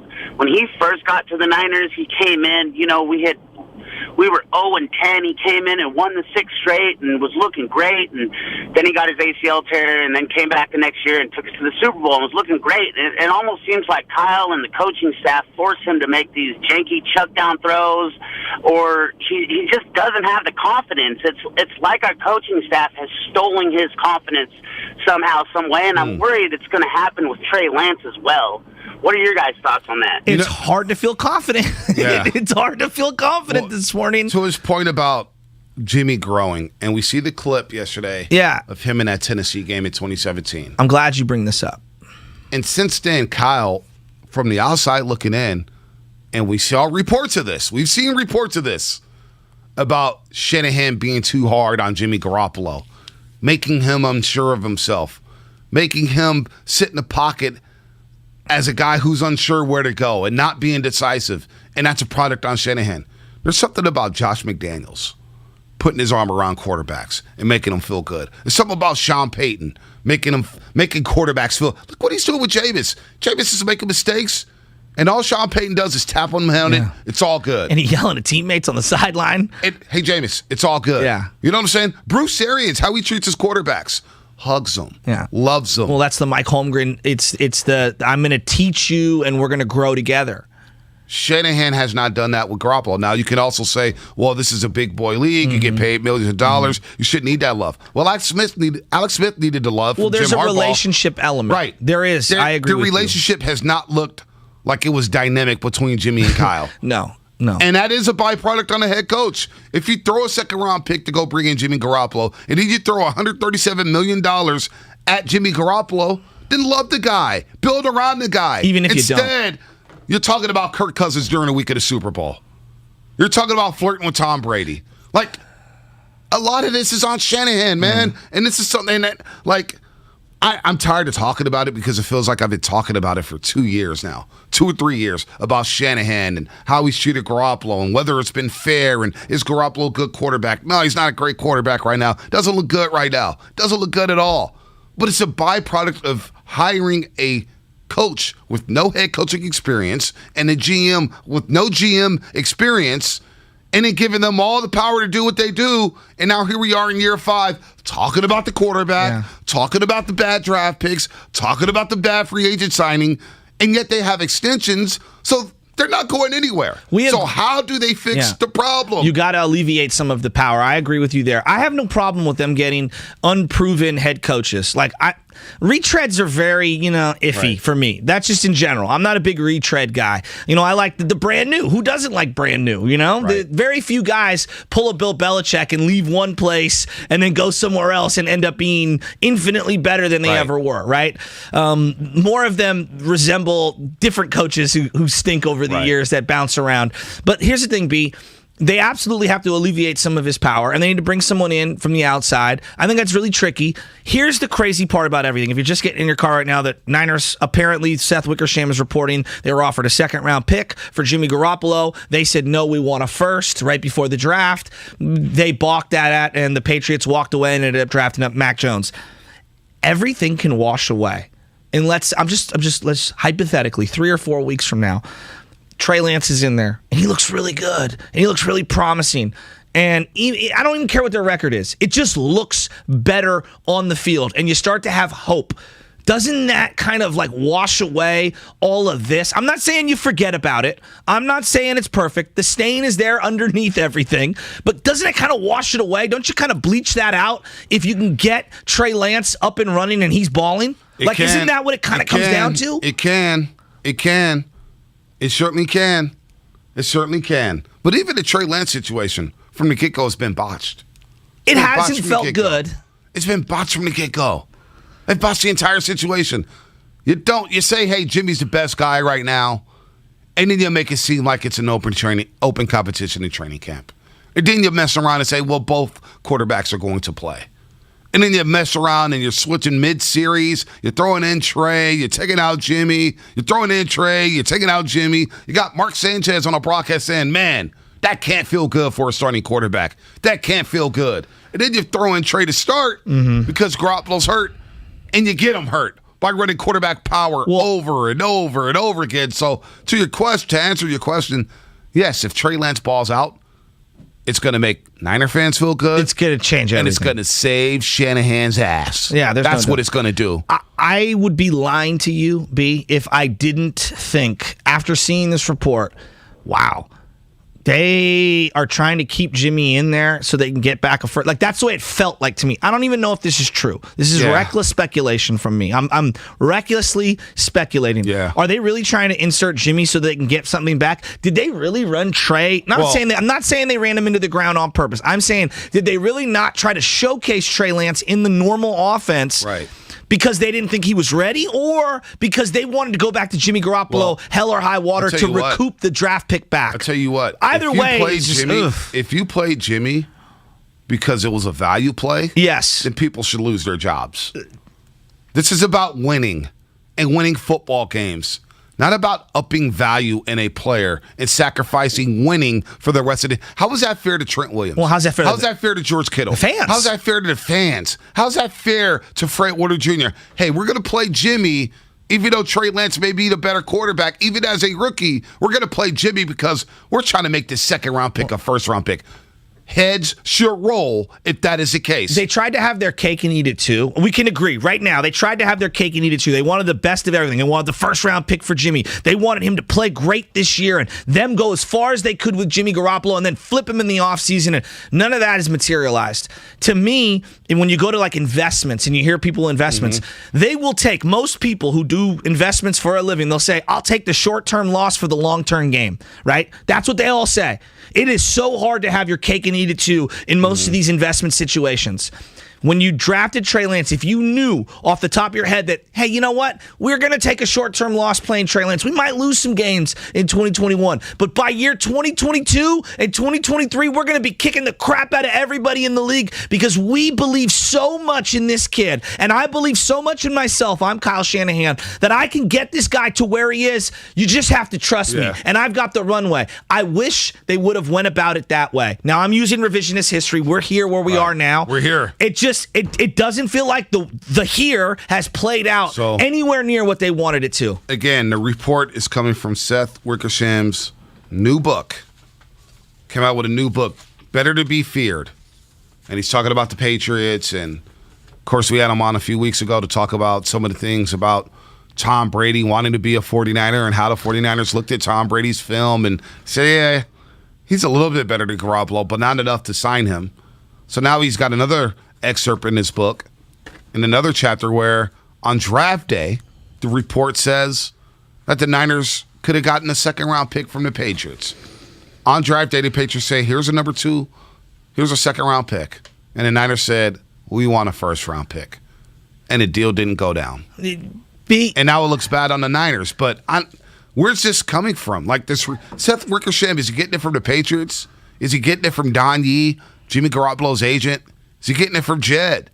Like, this is a joke, what's going on with the 49ers right now. The 49ers are being run like a joke. Well, this is a joke, Shasky. Think about this. No, but this is the part that hurts me. I'm glad you're bringing this part up because I love this team.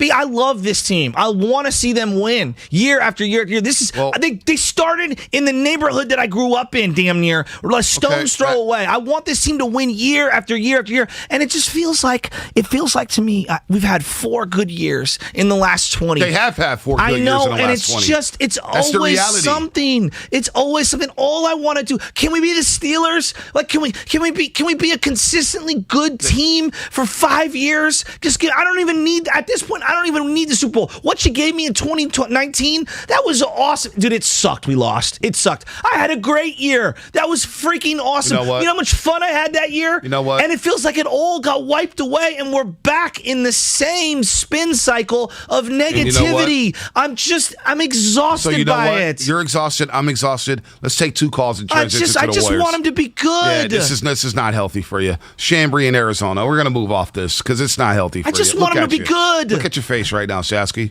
You're about to throw up. Chambry in Arizona, what's happening? Hey, fellas, appreciate you taking the call as always. Man, I'm right there with you with the damn exhaustion. I mean, I thought I was over it come Monday when I got on the phone with you guys, but man, you guys brought everything back up, and it's just right in the same damn boat. I mean, you guys pretty much already touched on it. I'll make it quick. We definitely got to take some power away from Shanahan and maybe let GM Lynch do his thing and handpick them and do what he wants with the personnel, because it's been shown, right? So last year when we drafted Kinlaw and Ayuk, we made the trade with Tampa Bay to move one spot back because we needed more draft picks. We didn't have enough, right? But yet then we go and trade that to go get Brandon Ayuk right after we made the trade. So it just makes no damn sense. Right. Then we're stuck here rotating between Mohamed Sahu and we got Deebo Samuel. It's sad. And whoever the hell else, right? Rotating as a returner. And guess what? You had Richie James already on the damn team as your returner. So it doesn't make sense. And I know, Shasky, you brought up that you wanted Tom Brady. But let me tell you what, these dudes didn't look at the damn tape and see that Jimmy was slightly better than Tom Brady. Are you flipping kidding me? No. They saw that if we bring Tom Brady in, he's going to want total control of the offense, and our coach just ain't with that. So that's why we didn't get Brady, man. I'm just so damn over Shanahan. Hey, we got a game on Sunday. No Khalil Mack. You may win the football game and move to 3-4 and be right back in the wild card hunt. Antonio in Oakland. Let's get some positives going on. Everything is doom and gloom. No, I'm going to give you a positive. I can't operate like that. They could beat the Bears and be 3-4 and right back in the mix. I believe in Trey Lance. That's the crazy thing. I really do. But here's the thing with Tom Brady. Do you believe in Shanahan? I don't know. It's hard to have faith in him this morning. Here's the thing. When I heard Tom Brady say, he said this on that doc for him, he's like, I've dedicated my life to football. If you want to beat me, my entire life is dedicated to football. And I don't know. I'm looking at all these. Again, it's Instagram. It's what this guy shows me. I'm looking at Trey Lance. It looks like he's dedicating his life to football. And I believe in that kid. Yeah. And that's a lot to put on a 21-year-old. I'm not trying. But I do believe in him. That's the one thing. Like, they could get this all right if he's good. It's that simple. Look at the Bills. They had no life for your E.J. Manuel and all these horrible quarterbacks. Be good. And Josh Allen comes in and changes everything. He better be good. Year 5 of the Shanahan regime. And it's not looking good right now. So Trey better be good. Trey has to be good. And I love Trey Lance. I'm rooting for him. I wanted Trey Lance to start week 1. I wanted him on the 49ers. But he has to be good. Or else this is going to be a disastrous chapter in 49ers football. Antonio in Oakland. What's happening? Man, Garoppolo, he needs to start challenging these DBs on the other team, just like our DBs are challenged. We might get a pass interference call, man. You never know. I mean, Deebo Samuel, he's been balling out this year. Give him a chance. Brandon Ayuk has Megatron-like wingspan, and oh, my God. And I'm just tired of Shanahan just drafting busts. He needs some help in there. I'll go get Bill Polian, 4-time executive of the year, or at least, wouldn't that be so freaking great, man? We'll never have a draft bust.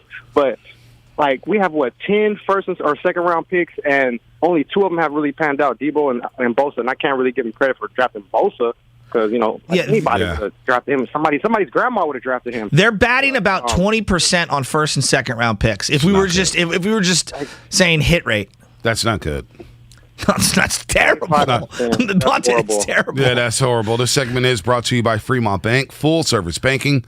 No compromises. It's been a long time since I read that. You know what? I see the veins popping out in your forehead. You're red right now. I just want him to be good. You turn red. You look ill. I just want him to be You look sick right now, Shasky. So I care about you. I really do. I love you, buddy. I want you to be healthy. I want you to be happy. You're too young to be stressing like this. I'm not going to do it. I'm not going to let the Shanahan Lynch 49ers bring me down right now. You know what I want to hear? I want to hear about some Warriors. And this is how people are starting to feel about the Warriors. Stephen A. Smith yesterday said this about the Golden State Warriors. My reservations about the Lakers is my reservations about everybody. I am willing to sit here in front of y'all right now, and I'm telling you right now, the Golden State Warriors might win it all.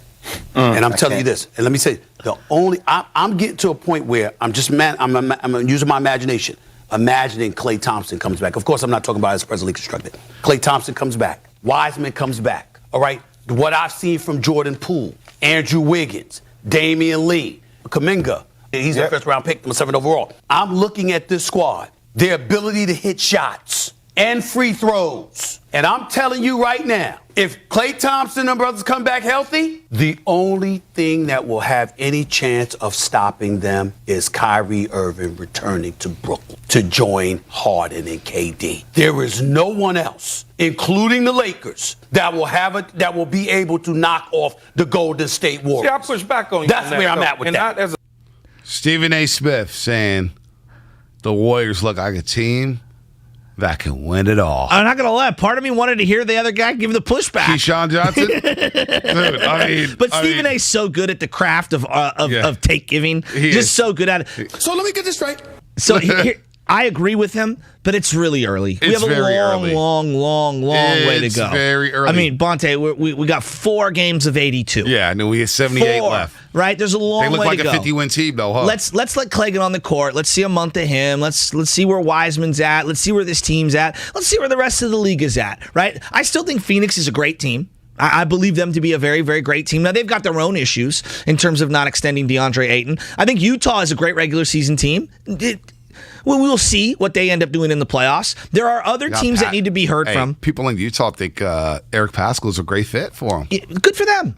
Good for them. Look, fit matters, B. He didn't really fit with this version of the Warriors. And then I know we're all down on the Lakers, and believe me, I love every second of it right now. I don't think we can eliminate the Lakers. No. They're going to make moves. They're going to do stuff. You know it. Lakers suck. I believe me, I do. I love for them to suck, but I'm not going to put their gravestone into the ground yet. And I also think the Clippers are a team to be reckoned with. I like the heart of the Clippers. Who knows if Kawhi comes back, if at all, this year. But I love where the Warriors are at. But we're just really too early to even get into that. That's just my feeling. What about you? A championship team, I'm not willing to go there yet. We're a long way away. But a 50-win team, a factor in the West, look, with the moves they made this offseason, I believe coming in, they will be a top 4, top 5 team in the Western Conference. I feel very strong about that. The fact that they just won, and I know it's against the Kings and the Thunder, but that shows me that they're better than last season. The fact that Steph Curry didn't score in the fourth quarter against the Kings and the Thunder, played the fourth quarter, games were tight, and they won those games. Now, again, Oklahoma City may be one of the worst teams in the league. The Kings, they haven't made the playoffs in 15 seasons. But they've trailed in every game at halftime. They're getting great bench production from Damion Lee. Iguodala stabilizing the second unit. GP2 looks good. I mean, they got Klay Thompson and Wiseman on the way back. I feel very good about where the Warriors are at right now. I feel very good about it. They're all rebounding teams. They're moving the basketball. The assist numbers are beautiful. Jordan Poole hasn't shot well the last couple games. He's playing better defense. They're a better rebounding team than I thought they would be heading into the season. That's what I'm saying. Right here, let me give you a great nuggy nug on Damion Lee, who you keep bringing up this morning, because to me, it's just Damion Lee was double awesome. double figures in every single game. So let me give you the league leaders in bench points, guys that are coming off the bench. Now, Tyler Hero leads the league right now with 70 points overall off the bench. Patty Mills, 58. Damion Lee, number 3 in the league. Overall points, not points per game. Overall points, 57. 14 a game. I mean, 14 a game. I don't know if that's sustainable, but the way he's playing good ball. He's a good fit for this team. I like where the Warriors are at. And you know what? The Iguodala acquisition, he just does so many little. He had a big 3 in the corner last night. He does so many little things that are helpful for this team. I didn't know he had this much left in the tank. Right. Let's go to Tamir in Oakland. Our main man, Tamir in Oakland. What's happening? How you feeling about the Dubs right now? I'm feeling great. Actually, you know me, with me coaching, so I always call in back in the day and say stuff about Kerr and the bench stuff, but I'm loving it. And it's like, I never agree with Stephen A. Smith, because he usually just says a whole bunch of blah, blah, blah. But he actually has a point, because, like, you look the last 2 games, Steph hasn't scored in the fourth quarter. Last year, we would have got blown out with that. The bench, Wiggins is stepping up. Damion Lee playing great basketball. You can tell that, like you said yesterday when you interviewed him, Bonte, like, he actually had an off season. And then you have Otto Porter coming off the bench hitting threes. It's not the G League team anymore. Nope. And I watch every basketball team, and there's a lot of one-on-one basketball going on with a lot of teams. Yes. And the Warriors play team ball. There's pass, cuts, and everything. So any given night, we may have Wiggins go for 20, Steph go for 23, and Damion go for 20. And the next night, Otto Porter might go for 20, Damion will go for 15, and then Wiggins may have an off night. You just don't know. And then if Klay comes back hitting his shots, the offense will just be way above. And that's not even talking about Klay on defense. Wiggins playing D like he's doing, but just the offensive points. We're averaging 100-something right now just imagine with Clay coming back hitting wide open threes. No doubt, Tamir. Great call. Great call. And you're going to have Jordan Poole coming off the bench. Jordan Poole's going to get into that role off the bench with the Damion Lee, with the Iguodala. He's trying to establish himself in the league. Bielitsa. I like where Jordan Poole's at. I like where Poole's at. I like where this team is at right now. Yeah, he didn't even have a good game last night in terms of scoring because his shot's off. But when you got 7 assists from him, I'll take that. And he finished in the fourth quarter. Finished at the rim. Porter Jr., he only scored 6 in those 2 threes. I like him. Those threes were huge. Did you see the side-by-side photo of him and Wilt Chamberlain? I did see that. They look identical. So they're calling him Wilt Chamberlain's grandson. No, they're not. Honest to God, he looks dead on like Wilt Chamberlain. And he looks like Lionel Richie. Oh, I didn't see the Lionel Richie Oh, one. you haven't seen Lionel Richie? No, I'm going to have to He looks dead on Lionel Richie. No way. If you slapped a Jerry curl on an Otto Porter Jr., he looks like Lionel Richie. There's no doubt about that. Is anybody rocking the Jerry curl these days? No. By the way, ESPN Stats and Info sent out a picture yesterday. They were talking about the Warriors starting 4-0 in the first team since the 85-86 Clippers. Okay. To start 4-0 despite shelling in the first 4 games of the season. It was a picture of Thunder color analyst Michael Cage when he played for the Clippers. Wow. And he had this juicy Jerry curl that wasn't dripping. It was like Deion's, right? Soul what did Glow? Deion say? What was it in What did Deion say? Soul Glow and Coming to America. Yes. Soul Glow. And it was so much juice on the couch. Dude, Deion Sanders basically said, like, man, when I had that Jerry curl, people was like, man, how that thing is wet. But it was not dripping anything. It was basically dry, but it was wet. I forgot what he said in that 30 for 30. The Brandon Crawford. Oh, man, it was good. I guess Brandon Crawford kind of does have one going on. He got a little pro wrestler in him. Yeah, he looks like one of those wrestlers with the hair, Jericho or something. Yeah. All those guys. That jersey must be disgusting at the top of the shoulders. Oh, must be nasty. Otto Porter Jr., Warriors are 4-0. I'm so happy for them. They them. outscored the Thunder by 19 in the second half to erase a 15-point deficit. They win by 8. No, they didn't cover, but they get you the in this win. Covering. Gambling matters. A lot of gamblers around here. A lot of gamblers around here. What was the spread? We do the edge on NBC Sports Bay Area. It was 9.5. 9.5. What's it going to be against Memphis? What's the opening line on BetQL? I don't know. You can go download that app too while you're at it. Check that out. But a lot of people gamble. I'm going to look it up out in a for second. The gamblers. That's how easy it is. You got to get into the gambling, man. That's where it's going. I'm doing that on the pregame show right now. 3-1 against the spread and 3-1 on the over/under. There you go, Langford. Thank you. Liquidate all assets. First loss on the spread there last night. I had them beating them by 9. We haven't even talked. Oh well, Mauser saying they covered, and this is why Mauser. I don't like Mauser. Yeah, the Braves, by the way. We'll get to that a little bit later. But Mauser, who's running our YouTube and Twitch, I can't stand him because he's a Seahawk fan and he has this little smug smile, but he knows his gambling. And he knows when it comes to the NBA, you bet live. And if you bet the Warriors live, you probably hit. When they were down 15, fire in the hole, baby. I just can't bet right now because I'm trying to save for diapers and stuff like that. So D-Generation X. Darrell Wright coming up here on the Morning Roast. Today on Damon and Ratto, 49ers All-Pro linebacker Fred Warner at 4:30. Followed by Warriors head coach Steve Kerr at 5. I think Clay he's happy, so it's really exciting. Fred Warner at 4:30, followed by Steve Kerr at 5. Today on Damon and Ratto. It's time for Jerry Rice Unplugged. Powered by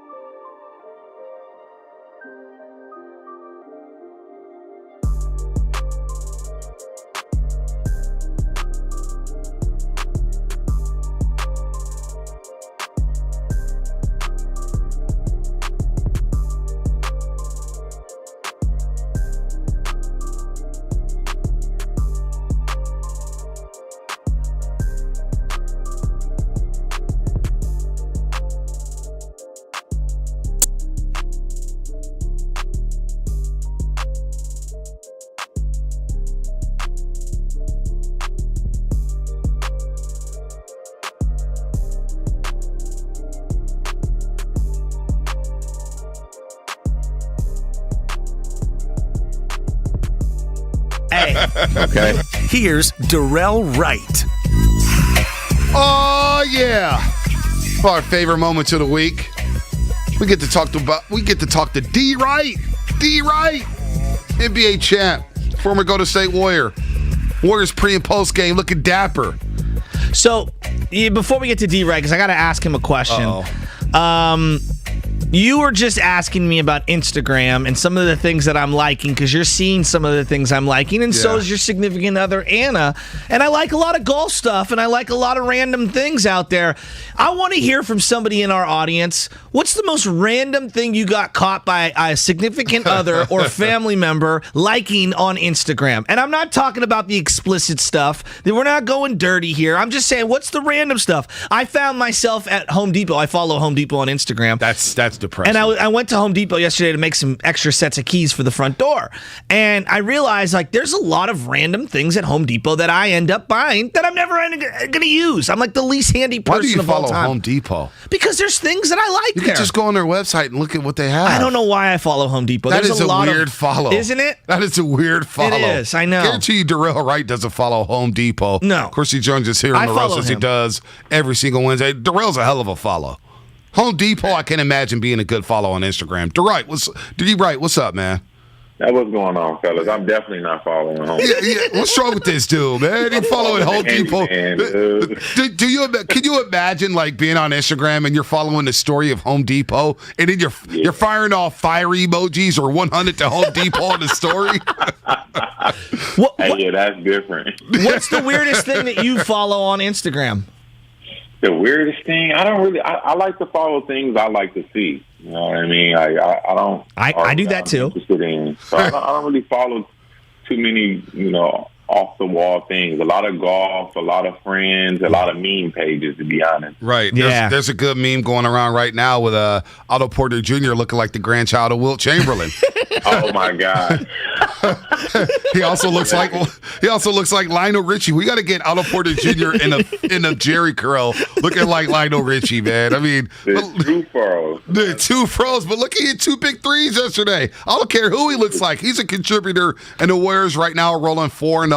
They take on the Memphis Grizzlies on Thursday. We talked about it last night, man. They came out a step slow yesterday against OKC. They were sleepwalking through the first half, but look, man, you look at last season. That's a game where Steph Curry has to score at least 40 to win that basketball game. The fact that he went through the second straight fourth quarter, Darrell, without scoring shows that this team is just so much better on every other front. Yeah, the team came out super flat last night. We spoke about how they needed to just come out, handle business in the first 2-3 quarters and put them away. But, you got a young OKC team that's pretty talented, got some guys that can really play. They're 0-3, so they see Steph Curry, they see the Warriors, they see Draymond Green.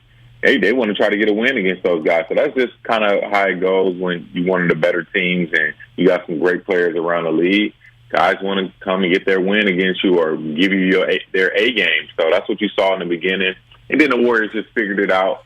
It's exciting to see that this team is so deep and they can depend on somebody every single night other than Steph Curry. Steph is going to get his, but everybody else has been contributing at a high level.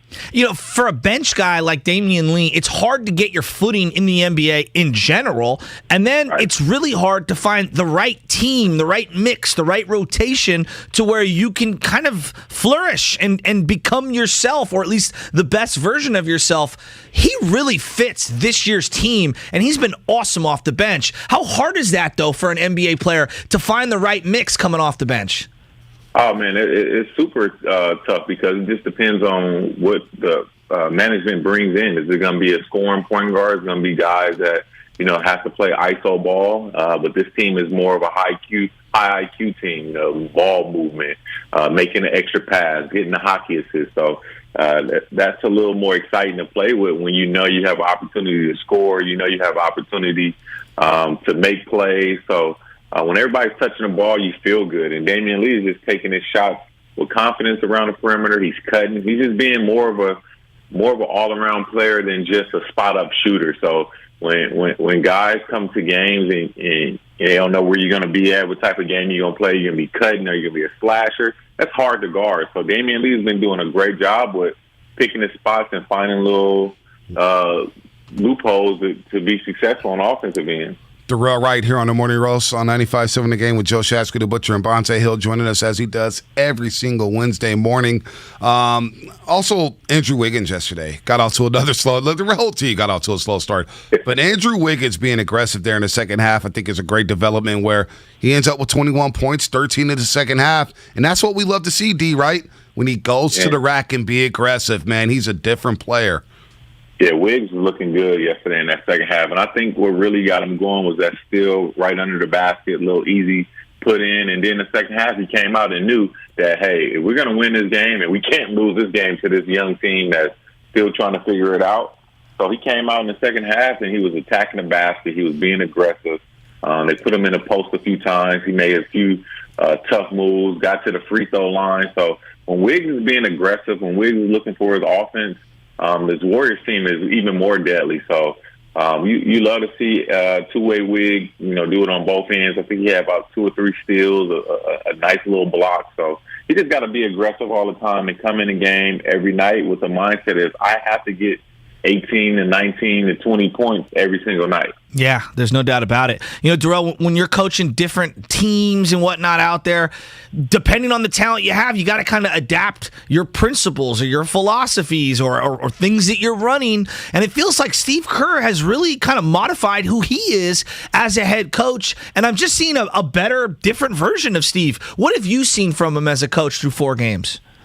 I think he's letting the guys figure it out. I think last year he would be a little more quick to call a timeout and get on his guys, but now he understands the players he has. He has much better players, veteran players, a lot of players that got more experience under their belt. So he trusts them a little bit. When you see the game get ugly in the beginning and he don't call the timeout, that tells me a lot. That means he's going to let the guys figure it out. And they did. They ended up figuring it out. It took a minute, but they figured it out. So I think now with a veteran team, a better team, you kind of give guys a little more room for error. And, and those fellas respond. I'm pretty sure one of those veteran guys got on the guys at halftime like, hey, man, we need to pick it up. Like, this team shouldn't be able to hang with us. Let's go out there. Let's get off to a great start and put them away. So that's what it looked like that happened at halftime, and it definitely looks like Steve Kerr is more comfortable with these veteran players. Looking at Jordan Poole, D-Wright, looking at Jordan Poole, 7 assists last night, but he was 0 for 7 from the three-point line, and he's starting to struggle from the perimeter, although I thought he played better in the fourth quarter going to the rack there. What are you seeing from him when he shoots that jumper and he's trying to, he's going 5-14? What is getting himself into trouble, Jordan Poole, that is? I would say the shot selection sometimes. He takes a lot of tough shots, but he's capable of making those shots. Right. But if you missed 2 or 3 in a row, I think he did a better job in that fourth quarter when he got to the basket. He got, I think, back-to-back layups. I think he just needs to mix it up sometimes. Sometimes he might, and we always talk about how good he is when he's on a straight-line drive. When he's not playing with the ball, he's just getting straight to his spot. So I think he needs to try to mix it up a little bit more with, more mid-range, more to the basket. And those outside shots that he takes that are tough, and we've seen him make a lot of tough shots, they go in a little bit easier. So I think he just needs to mix it up a little bit more, and then those outside threes, that'll become way easier for him. So we get Memphis here coming up. It's going to be fun. This is a fun matchup right now for the Warriors. This is a team that knocked them out last year. And I don't know, does that matter to some of these guys on this team? I wouldn't say it matters, but, you remember those things, so you definitely want to get some type of revenge. You're going to have to bring your A game. But I think the Warriors understand it's a much better team now from last year. It's a way different team from last year, a way deeper team. So they're going to accept the challenge, and they got to protect home court, and they're on a good roll right now, being that they've won all their games. So I think the Warriors going to come in just like it's any other game. They're going to prepare. They're going to try to stop Ja Morant because obviously he's the head of the snake. Dylan Brooks being out is definitely a good thing for the Warriors because he always finds what is self-impacting the game. So I think those guys are going to come out. They're going to take it as another game, but they're going to be prepared for sure. Is it too early to tell whether or not the Warriors are one of the top teams in the Western Conference? 4 games in. And we got Stephen A. Smith. We know he loves a hot take, Darrell. He loves a hot take. But he's saying, man, this team can win it all. When do we know the Warriors are good? Like, we knew the Giants were good on the baseball diamond. We knew they were good in June. But it took about 3 months. Do we have to wait 3 months to kind of tell whether or not the Warriors are one of the top teams in the Western Conference? Monte, I don't think so, and I think I made a mistake. I even said something early on in the preseason. I thought the Warriors could be like a 6 or 7 seed. I was completely wrong about that. Watching this team, seeing how well they play together, see how they defend, how they move the ball so well, and just the type of players they have, I can see them being one of those top teams in the West. A lot of these other teams that's been top teams in the West, they're struggling a little bit with injuries and, just different little things, chemistry. But I think the Warriors have that. They plugged in some guys that kind of understand the system. So it won't take those guys that long. Like last year, it took them a while to really understand the principles and the system. So I can see the Warriors, putting together those 8-9 game win streaks a few times throughout the year where they put themselves in, the top of the West. So I think this team can be a really good team, man. And I definitely was making a mistake, watching them early on. Now seeing them in the regular season, I think they can definitely be a top team. Darrell, I'm watching on TV, and you're always dripped. I mean, you're just looking absolutely always just perfect every single time. But there's some rub-off going on here. Bonte was wearing salmon-colored shirts yesterday. Was that pink or salmon? I couldn't tell. Salmon. That was salmon. That looked like salmon. That was salmon. That was salmon. Did he pull it off? He pulled it off. Nice color. Like the little tie with the foxes on it? I did. I was surprised. Who's dressing him in the dressing room? Man, Bonte's bringing it, man. Bonte's no slouch, man. He's been bringing it. I'm just disappointed in Darrell yesterday because on a set, he didn't yell, "Watch your head!" when old James Terrascotto tried to dunk on me, man. And Mullen's like, "Take the charge." I'm like, I'm not taking no charges. But I got dunked on yesterday on the set. Hey, man, they did you dirty, Bonte. I did you dirty. Hey, Darrell, anybody who's taking charges in pickup games is kind of a dork. They are. Oh, yeah. Diving on loose balls, that's not cool. That's whack. Totally in on Guys that. don't even do it in the NBA, man. You want me to do it on the hardwood, man? On the blacktop? Warriors and Grizzlies on Thursday. We'll be live at Chase Center for the Grizzlies and Warriors for a revenge game. Darrell, I want you to explain to Shasky what it was like out there last Thursday. Because my God. Like, I'm looking at Darrell. There's points, Shasky, where I can't look at Darrell because I'm ready to laugh. Because I can see it in Darrell's face. He's about to bust out laughing. I'm like, just look away. Look away. But the fans were insane last week. I couldn't even hear myself think, Darrell. Explain to Joe Shasky here what it was like to be out there in front of Chase Center.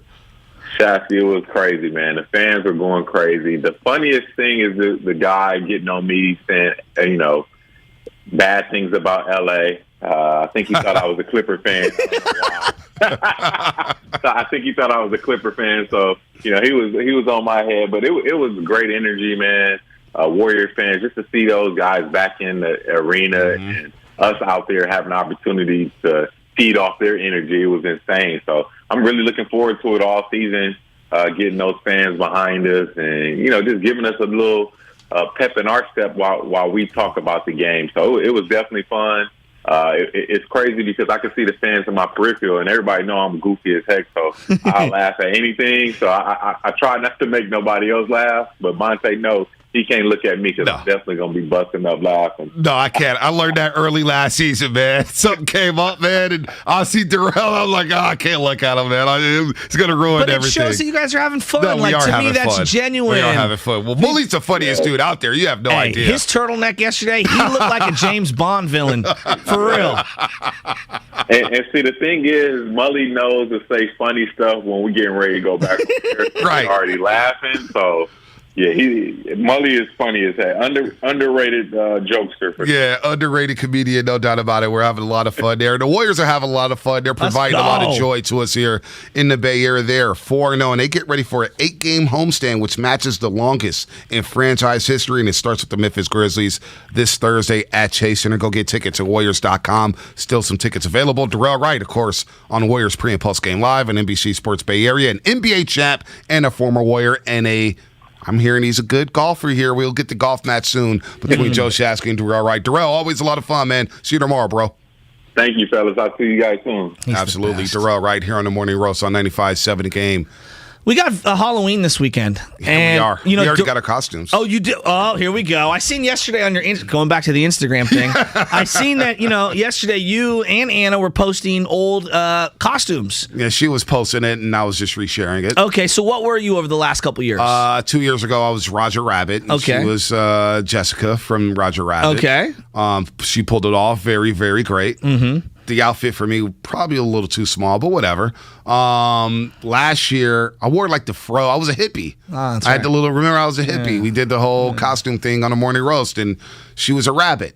This year, we got something special, and baby Ches is in the fold, baby. Oh. She's in the fold, and I can't wait. Well, I mean, you're not going to tell us? No, you're going to see it. Are you going to wear it Friday? Are we going to dress up Friday? I don't know. Are we could dressing up Friday?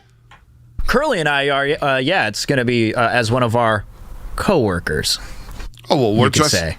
Oh, well, we're all dressing up then. Are we all going to be Matt Nahigian, the program director, and wear the ugliest shirt possible at Walmart? I'm not being Matt Nahigian because that means I have to get one of those box cuts, those little Jameson cuts from Spider-Man. You know, the editor of the newspaper? Yes. That haircut Nahigian's rocking, dude. He's got to do better. He's got to do better. Damn. I mean, the haircut is just... Contract extension not on the deck for you. Yeah, it's not happening. He's going to trade me too. So you guys are dressing up as coworkers? Is that fair? Yeah, it should be fair. Is it me? You'll see on Friday. What do you he wants everything. He's badgering us. It's got to be a surprise. Well, every year I'm typically the same thing. What are you? I'm going to be probably a Jedi. That's so boring. No, it's not, because I dressed the dogs up like little Ewoks because they got the little Ewok outfit because the dog looks dead on like an Ewok. Do better. And I think Leo's going to be a member of the Sith. You know? You got to do better, Shasky. Mix it up. Yeah. Mix it up, man. Dude, it's classic. You wear the hoodie. Fun. You got the full cape. It's a classic outfit. Never tell me the odds. I've been begging my wife to dress like Princess Leia, and you know exactly what scene I'm talking about, and she refuses every single year. So maybe one year I'll get her to do it. What does he dress? Obi-Wan Kenobi. Does he usually dress?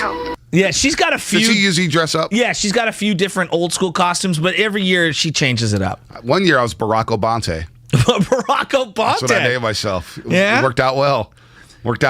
I love Halloween, man. Very underrated costume. I would like the 49ers to pretend to be competent in terms of running the... No, I'm just teasing. Dude, I'm telling you, if the Niners win on Sunday, they're back in the wild card hunt. They're 3-4, step on a 4-game losing streak, and they avoid Khalil Mack. Yeah, that's big. This could be a get-right game for the 49ers. Like, that's where we're so stuck on Shanahan and Jimmy Garoppolo and whether or not they should have traded and reset the roster. They win this game, you're right back in the mix in the NFC. Seattle's going to be without Russell Wilson for a few more weeks, all right? The Niners have had the Rams number. I'm sprinkling positivity here. Oh. Beat the Rams Thanks, 4 straight times. Water. They beat the Rams 4 straight times. 4 straight times. Sprinkle me, man. I'll believe the Rams win this year when I see it. Like you got to be fair. You know what? You got to be fair. You know They've upgraded. You know what? No, but you got to be fair. The Rams have upgraded. Stafford is a big upgrade. I'm stripping you of a title. What? You're no longer the ambassador of 49ers fan base. I'm looking for a new ambassador. Because an ambassador and a leader of the fan base doesn't say that. They say, you know what? We beat the Rams 4 straight times. We're going to make it 5. We're going to beat their brains in on Monday Night Football at Levi Stadium. This is the last time the Niners won a game at Levi Stadium was against the Rams. And now you're talking about, I'll believe it when I see it. You're no longer the ambassador. I can't do it. I need people to believe. My ambassador, my leader. Like, that's the problem with Shanahan right now. He's not being a leader. He's not helping me believe in the team. I need somebody to help me believe and lead. So you know what? I'm going to take the title for this week as ambassador of fan base of the 49ers. I'm going to say, you know what? Win the game Sunday in Chicago. Okay. You're 3-4. You're right back in the mix, and it's a get-right game. And then you get to play Arizona at home. Undefeated Arizona. But you almost beat them in Arizona. You held them to 17 points. You had their number. You got after Kyler. You shut their running game down. You're close. You win this game against Chicago, it's a get-right game. There's hope. You're not wrong, but it's tough for me to drum up any optimism right now. I have to see a victory before I could start feeling that the tides have turned. It just doesn't feel good this morning, and that's not saying that they can't. A victory would be monumental for the psyche. Forget the schedule. Forget where they land in terms of the standings. For their psyche, it would wash away a lot of the negativity. Man, get a win on Sunday. You can't lose to a team that throws for 100 yards. You're going to turn that frown upside down if they win on Sunday. You're going to feel good trick-or-treating on Sunday. You are. Come on. More dandy than candy. Speaking of candy, I prematurely bought a bunch of candy for the house. Horrible decision by me. That is horrible. Horrible decision. That is, Reed. I ate way too much and had to hide it on myself. Oscar EPA. Hopefully he's at Chase this week. San Franceschi acting extra scary before Halloween. That's pretty good, Oscar. I live for this. See, I got to build you back up. I want you to be the ambassador. I look at you. I get on one knee. So you know say, what? Oh, I've thought about it. Shasky, you're the ambassador. You lead the chants. What are you doing? You wear the flag. You carry the flag. He's sitting on his knee. Oh, Shasky, tell me to believe in the Niners. Tell me. Help me believe. I thought he broke his chair again. Yeah. I need you to believe. Right. That's right. You remember that in pandemic times? The broken chair. I need you to believe. Oh, I've thought about what I'm going to wear Friday. Sunday, the Niners going to beat the Bears, the Warriors. I thought about the Warriors going to be 6-0. You're going to be Kyle Shanahan? No. I'm going to wear my dad's overalls because, he's a plumber, and I'm going to fix all the leaks for the 49ers. That's what I'm talking about. That's a start. Wasn't a funny joke, but that's a start. That was good. If you're looking for all the best Warriors content. I'll be Luigi. From 95.7 The Game. Hey, Joe, this is your dad. Text Warriors to 20357. That's Warriors to 20357. Make sure to hit the subscribe button in the Odyssey app wherever you find your favorite podcast. And what's coming up on a game brought to you by Mimecast. Safeguard your organization against phishing, business, email, compromise, and risk of ransomware. Visit Mimecast.com. That's MIMECAST.com. Will the 49ers win a game before the World Series is over? Will the Warriors lose a game before the World Series is over? 888-957-9570. Let's talk sports here on The Roast.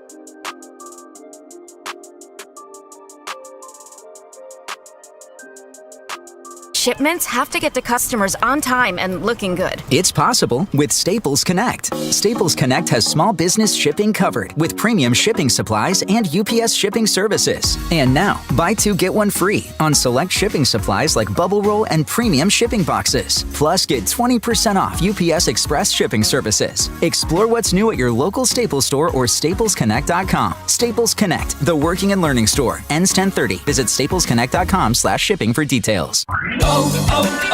O'Reilly. Don't miss See Better, Drive Safer month at O'Reilly Auto Parts with great deals on wiper blades, headlight bulbs, and more. Right now, get up to a $20 gift card after mail-in rebate with the purchase of select Sylvania bulbs. Plus, earn double O Rewards points with your purchase. Get ready for the weather ahead during See Better, Drive Safer month at O'Reilly Auto Parts.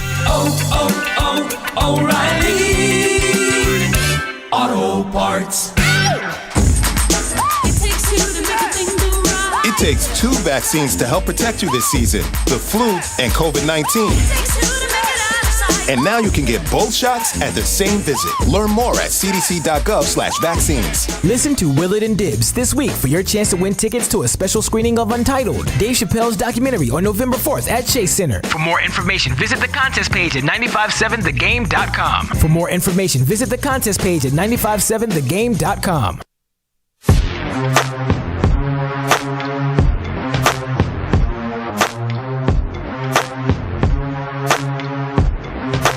So, Bonte, the World Series started yesterday, and I know we're stuck in the mud when it comes to the Niners. We're through the roof on the 49ers being 4-0. Or the Warriors being 4-0. Who did I say? The 49ers. My bad. The Warriors. Lost 4 in a row. My brain is a mush this morning.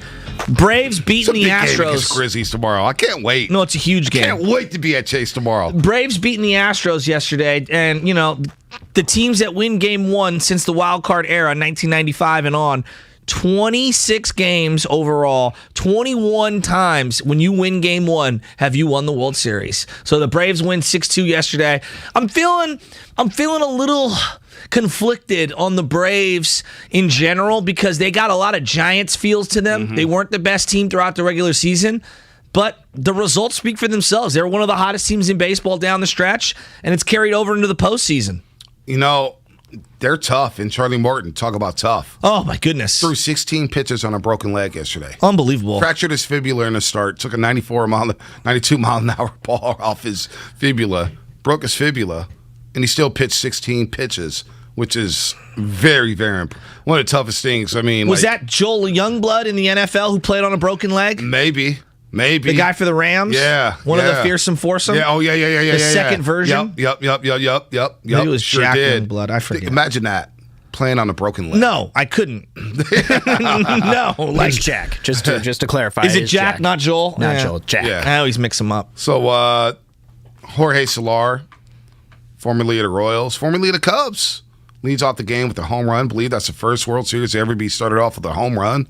Pretty damn impressive. That's pretty cool. Adam Duvall smacking a pitch to left field. Braves hit, man. Braves are tough. This is going to be a fun series, man. Astros, Braves, Game 2 tonight we'll be watching. We'll be watching some NBA. Grizzlies in town tomorrow.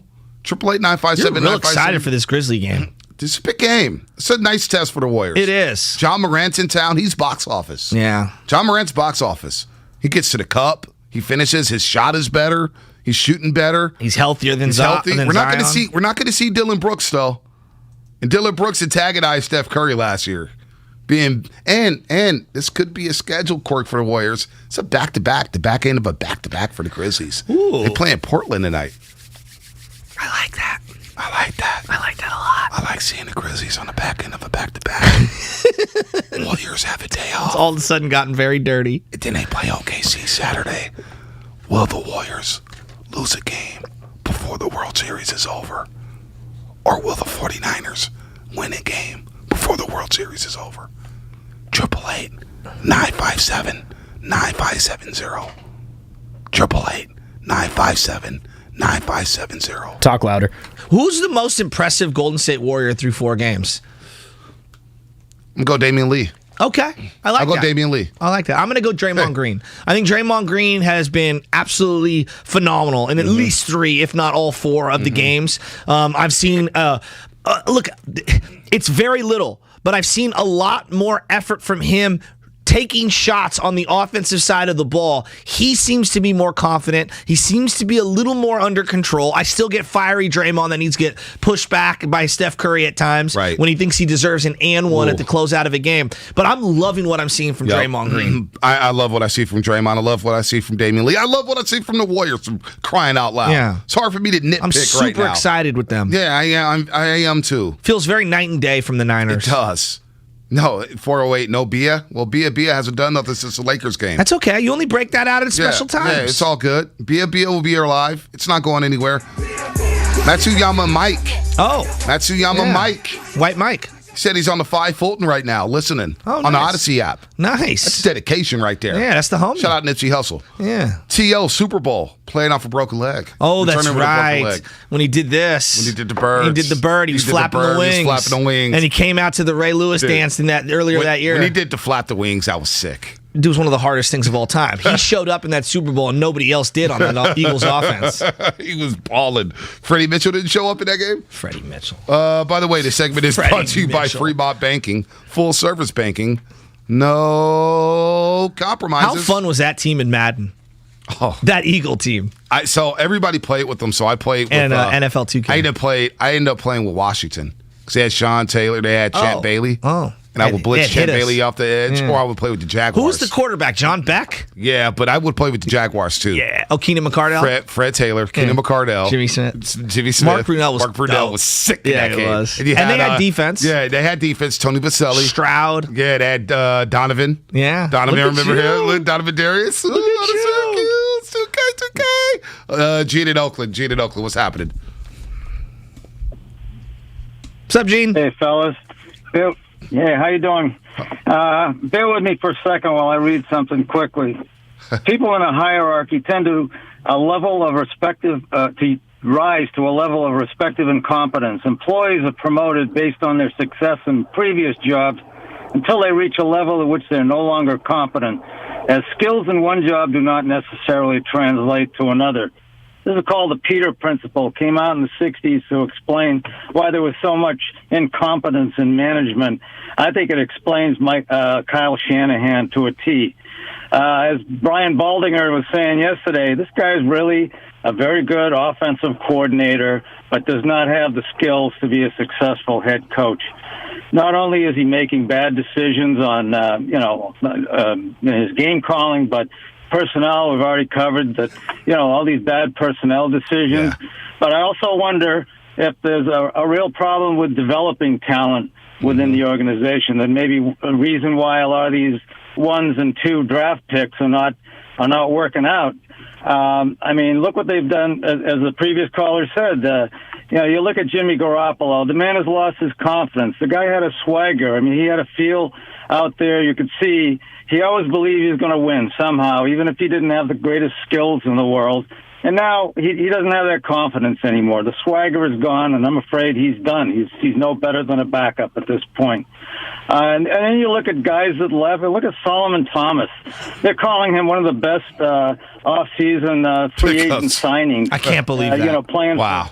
Playing for the 4-2 Raiders. On and on and on. So I don't. 5-2 Raiders. Hey, Gene. In the Niners because of Shanahan more than anybody. Thanks for the call, Gene, and I'm with you. Raiders are 5-2. They're on a bye week. Then they play the New York Giants. I'm chalking that up as a W. And then guess what? They play the Kansas City Chiefs on Sunday Night Football. Raiders could be 7-2. I imagine you, like Bart Simpson, at the chalkboard, chalking that up as a W. Chalk it up as a W. I believe in the Raiders. Is that an outdated reference, by the way, the Simpsons opening? Am I like now the old man dropping a Simpsons reference? No, it's a great opening. Forever. I haven't watched it. It's still on. I can't. I haven't watched it in 20 years. And it's still on. I don't think it's too late to make that reference, though, considering it is still on the air. Still on the air. Okay, Fox Prime Time, 8 o'clock, Sundays, right? Yeah. Still same slot? Yeah. Damn. There is something to be said with the 49ers in terms of just let's take this year, for example. In like back-to-back weeks, we've gone over Tom Brady and him wanting to be the 49ers and them saying no. Then DeForest Buckner week and everything that went on there where he was disappointed and frustrated that he didn't stay a 49er, to finding out that Kinlaw's going to maybe go on the IR. You have the whole Trey Lance getting hurt, Jimmy Garoppolo hurt the week prior, and then now this stuff comes out about them declining a second round draft pick from New England because they felt Jimmy Garoppolo was worth a first. It's very difficult to defend a lot of these decisions at this point. Bad. I mean, it's almost impossible. It's been bad. On this day, did you know this? On this day in 1957. Morabito. Tony Morabito passed away, collapsed during a game with a heart attack, and he died. The team came back to win 21-17 against the Chicago Bears. The Morabitos are the original owners of the San Francisco 49ers and helped create them, and the brothers are both retired into the Ring of Honor. And they won for Tony. Yeah. They won for Tony. Yeah. How about that? We have a long legacy of good Italian owners. Now, I don't need anybody dying on a Sunday. Why needs to die on Sunday for the 49ers to win a game? Whoa. I mean, they had Tony Morabito died during the game, and they said at halftime, we're going to win this for Tony Morabito. And they came back and beat the Bears. I'm just saying, beat the Bears. I don't need anybody dying on me, all right? Yeah, it's a dark turn. No, I mean, come on. Knock on wood. Hopefully it's not me. You think Shanahan's going to have a press conference today? He is. We find out if Wednesdays. Trey Lance is going to be on the field today in some capacity. Think he's going to be asked about this Garoppolo thing? Well, I'd be curious to hear what his response is, how dismissive he is of it. I mean, I'm assuming he will be dismissive of it. Is there any way for us to sign in to this press conference, Zoom? I don't know. You can log in and ask a question? You want to ask a question? I mean, I've got better things to do in my life. I'll let one of the professionals do it. I mean, I would think that you want to step up and do it. Kyle Shanahan, 95.7 The Game. Joe Shasky here. Yeah. Is there any truth to the rumors that you guys tried to trade with New England for Jimmy Garoppolo and you guys declined a second-round pick because you wanted a first-round pick? I know that was a wordy question, Kyle, but is that true? I haven't read the book. I don't know the excerpt. I don't know the writer. They don't give us the best chance to win. That's all I'm focused on right now. I'm focused on Jimmy G and the team that's in front of me. I don't have any comments on that. I think I was in Cabo when the book came out, and I didn't decide to read it. I didn't know anything about this, as a matter of fact. It's all on John Lynch. It's all John Lynch. It's not me. It's all on John Lynch. Kyle, Bonte Hill, 95.7 The Game, also NBC Sports, Warriors pre- and post-game. He always has to do that to me. Kyle, do you feel like you mismanaged the quarterback situation? Should you have started Trey Lance in hindsight week 1 against Detroit? Well, in hindsight, maybe, probably, but maybe not. I didn't know I had a quarterback who couldn't throw 15 yards downfield. I thought that he would get Deebo Samuel open a little more, maybe be able to throw outside the numbers. He hasn't proven that he can do that yet, but I'm going to still stick with him as a starter for the rest of the season for whatever reason. I don't really know. Maybe, probably, maybe not next week. I don't know when Trey Lance is going to start. Who knows? So, Kyle, Joe Shasky, 95.7 The Game, you said in the draft process leading up to it that you were looking for a starting quarterback in the NFL. That's what you were looking for in the draft, and you took someone who you believed would be a starter. You said there'd be an open competition throughout. Why all of a sudden the change of tune and Jimmy Garoppolo's the starter and Trey Lance is now considered the quote-unquote future but not the current? Why is there such a change of tune? Because I'm really stubborn and I don't understand really what I'm doing right now, and I think I made a mistake in the beginning, but I'm just not willing to admit it. I think Jimmy Garoppolo is our starter going forward, and maybe next season, who knows? We'll see what happens with Trey Lance. I know that you got to get out to the practice field, Coach, and I just want to ask one more. Bonte Hill, 95.7 The Game, also NBC Sports Bay Area Warriors pre and post, also the 49ers pre and post on 95.7 The Game, also a digital contributor here at 95.7 The Game. Kyle, I'm looking at this football team, and I'm looking at the draft picks, and I'm looking at the free agent signings. Do you believe you have too much power within this organization? Should you give up the personnel duties? No one man can have so much power. I keep on stumbling over my words as I'm doing this impression, but I wonder what Schlepp in Belmont has to say. I don't know. I think that these picks that I chose and everyone I have in free agency, I trust my team. I think we can win going forward, and we're still open in the NFC. Do you think it's fair to ask a question? Thanks, Kyle. Thank you, Kyle. You're welcome. Schlepp. That was absolutely unbelievable. Schlepp in Belmont. The only thing that he missed there was that we might not be alive on Sunday. That was the only Kyle Shanahan. That's what he said. That's mannerism. right. Remember that? That's right. By the way, Zucci Man says you ain't got no internet right now, Joe. You ain't got nothing better to do. Sign into the presser. How can I with no internet, no Wi-Fi? Step up, baby. The storm knocked the pole out in front of my house. You've been very critical of the local media. I want to see you get in there, man. Here's the question that I don't think that it might get posed to him. I don't know how you'd be able to answer this, and maybe you can try to come up with an answer to this. Why should we as fans have faith in Kyle Shanahan in developing Trey Lance? I'm not saying he needs to be removed now. I want to see them have the opportunity. But why should I give him the benefit of that doubt? Why should I believe that they're going to do this kid right? It's hard for me to muster up an answer that actually makes sense. Maybe. I don't know. Probably not. Maybe. I don't know. Dude, I don't have a lot of faith right now. But maybe not. So you don't have faith in him right now? Because I do. I like him. I like John Lynch. I want Trey them Lance, to win. I want Trey to be a stud. You know what? I think Trey Lance could help Shanahan a lot. He can help Shanahan a lot. The downfield passing. Trey will let that thing fly. He will let it fly. He'll throw it He'll throw it outside the numbers. He'll let it fly. I think Trey Lance can cover up a lot of flaws of Kyle Shanahan's offense. And I just think Kyle Shanahan with the guy, which is why it was like, man, you could have taken Deshaun Watson and all that boot action, the outside zone, the RPO stuff. Like, he's a threat. Trey Lance is a threat. Jimmy Garoppolo, Nick Mullins, CJ Beathard, they're not threats to run off RPO stuff. Nobody's falling. Oh, Nick Mullins is faking to the run. Nobody's falling for that. Hey, who do you think there's a bunch of dodos in the NFL? A bunch of dumb defensive coordinators? Oh, yeah, we're going to fall for the okey-doke. Nick Mullins is going to pull it and run. No, it's not happening. I don't want to break the game down because it's only Wednesday, and we'll find out if Trey's even playing. There's no Khalil Mack, though. No, but if you lose to Justin Fields this weekend. Yeah, that's not good. With Jimmy Garoppolo. You don't see the synergy and the metaphors? Oh, no, I've been thinking about it. Oh, my God. Justin Fields, the guy you passed up? One of the big wins for Jimmy Garoppolo was that first start, against Chicago, right? Hurry up, get set. Right? Let's go. And it felt like everything started there. And then obviously they went on a bunch of field goals, but it was a great win. The layers of metaphors, losing to Justin Fields in Chicago, in Jimmy Garoppolo's hometown, 4 years after he makes his first start as a Niner against the Bears. There's layers to this. I remember that game. I was at the Raiders game, covering the Raiders game. You cannot lose this game. I was covering the Raiders game, and I'll never forget my buddy Philly Zeus, Sean Singer, saying the Niners got themselves a quarterback. Jimmy G's the future. And I thought, man, it feels good. It was the biggest must-watch game for 4 years leading up to that for Niner fans. I remember it was a dead season. And Niner fans I don't know where I'm going to be, but I'm going to be in front of my television because of the two watching. throws against Seattle the week before. To who?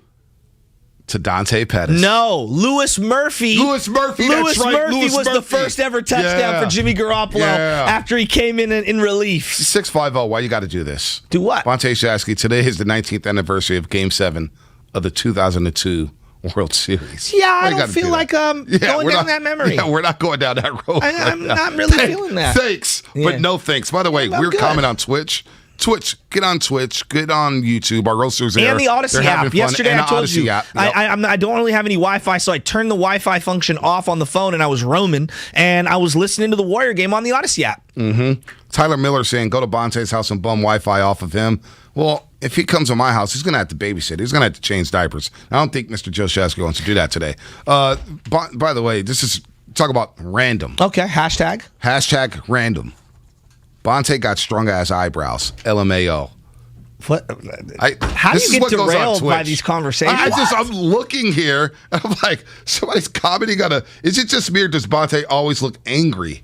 Relax the eyebrows, brother, man. What is going on? You know who has angry eyebrows? Michael Keaton. He has Batman angry eyebrows. It's almost as if someone cartoonishly made them a V. He has, when you look at his eyebrows, you see, Steven knows what I'm talking about. Michael Keaton has very specific angry eyebrows. You do not have Michael Keaton bad eyebrows. Eyebrows? The Warriors are 4-0.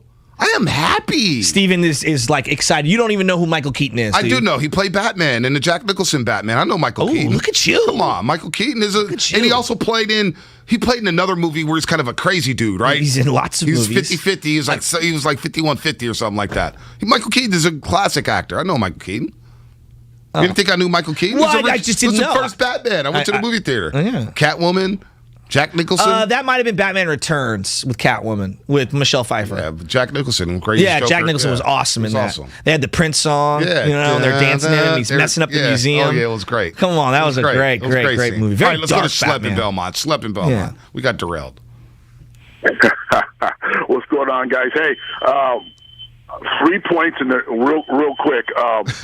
Last night, Bonte, on the set, dude, you're on point. Your fits were on point. I'm like, look at Bonte. He's doing it.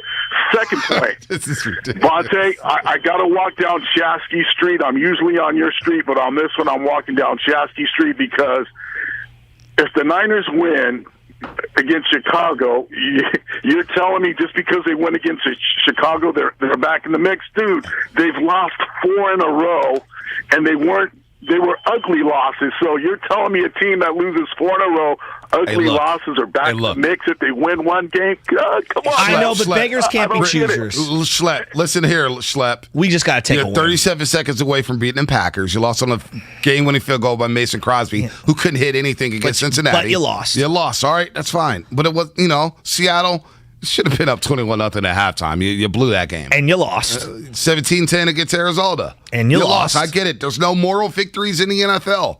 But you can beat Chicago, and then you got 2 straight home games, which I know people are saying, well, we haven't won a home game in over a year. Well, the back half of the season, you played home games in Arizona. All right? The pandemic was blah. All right?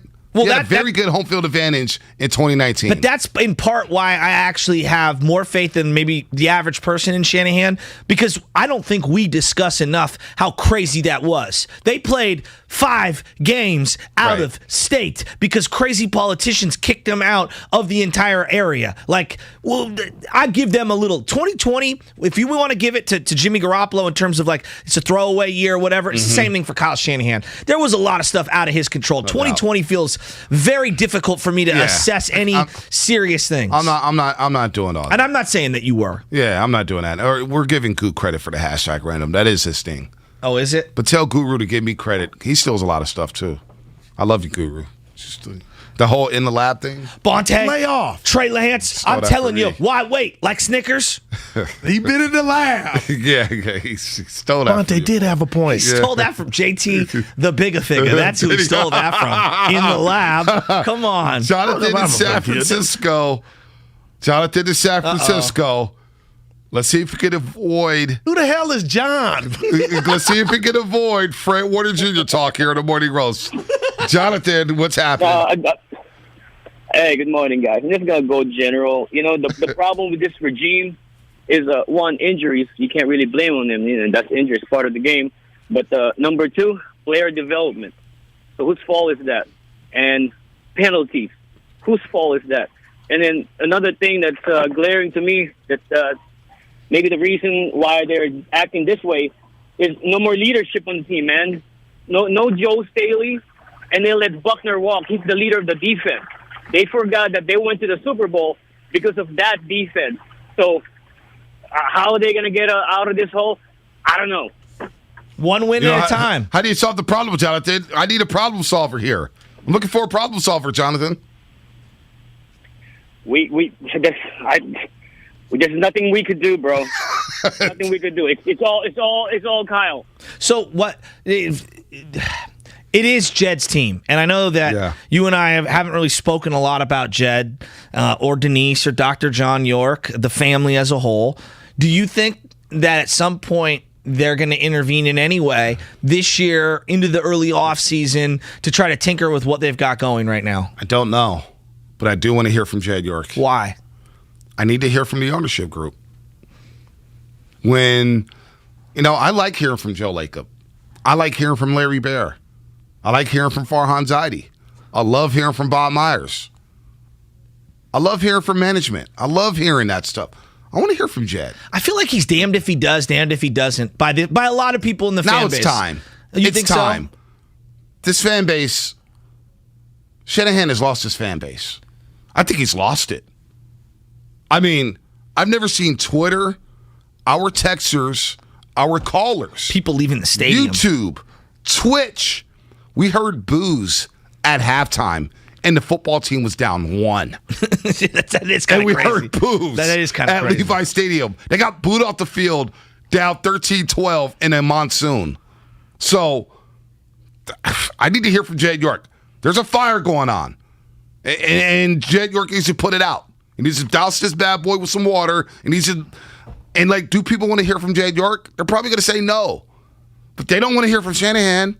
They don't want to hear from John Lynch. Yeah, they're out on them. There's really nothing. Like what? It's a no-win situation. Yeah, what can Shanahan say at a podium? Forget today. In general, the rest of the year, what can he say at a podium other than putting Trey in and showing signs of hope? That let's. Other than that, what will he say out of his mouth that is going to appease the rabid fan base that has got pitchforks out? I mean, I just see the tweet right now. Tank season is back on.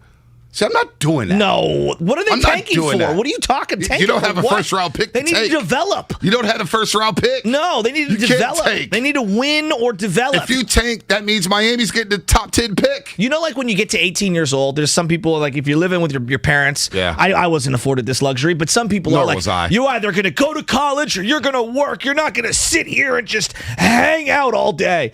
That's kind of the way I feel about the 49ers, where I just want them to win. But if you're not going to win, then develop the kid.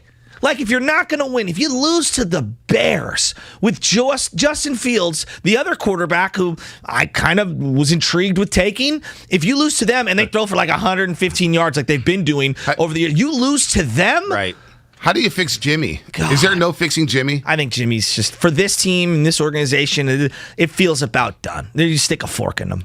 Now, he can win a game. Things can change quickly in the NFL. But I feel like that would be a mirage. What I'm going to do right now is I'm going to take that Jimmy G clip from 2017, cool, calm, and collected, and I'm going to send it to everybody affiliated with the 49ers. Eric Armstead, DeForest Buckner, Deebo Samuel, Jimmy Garoppolo. And I want them to watch that clip.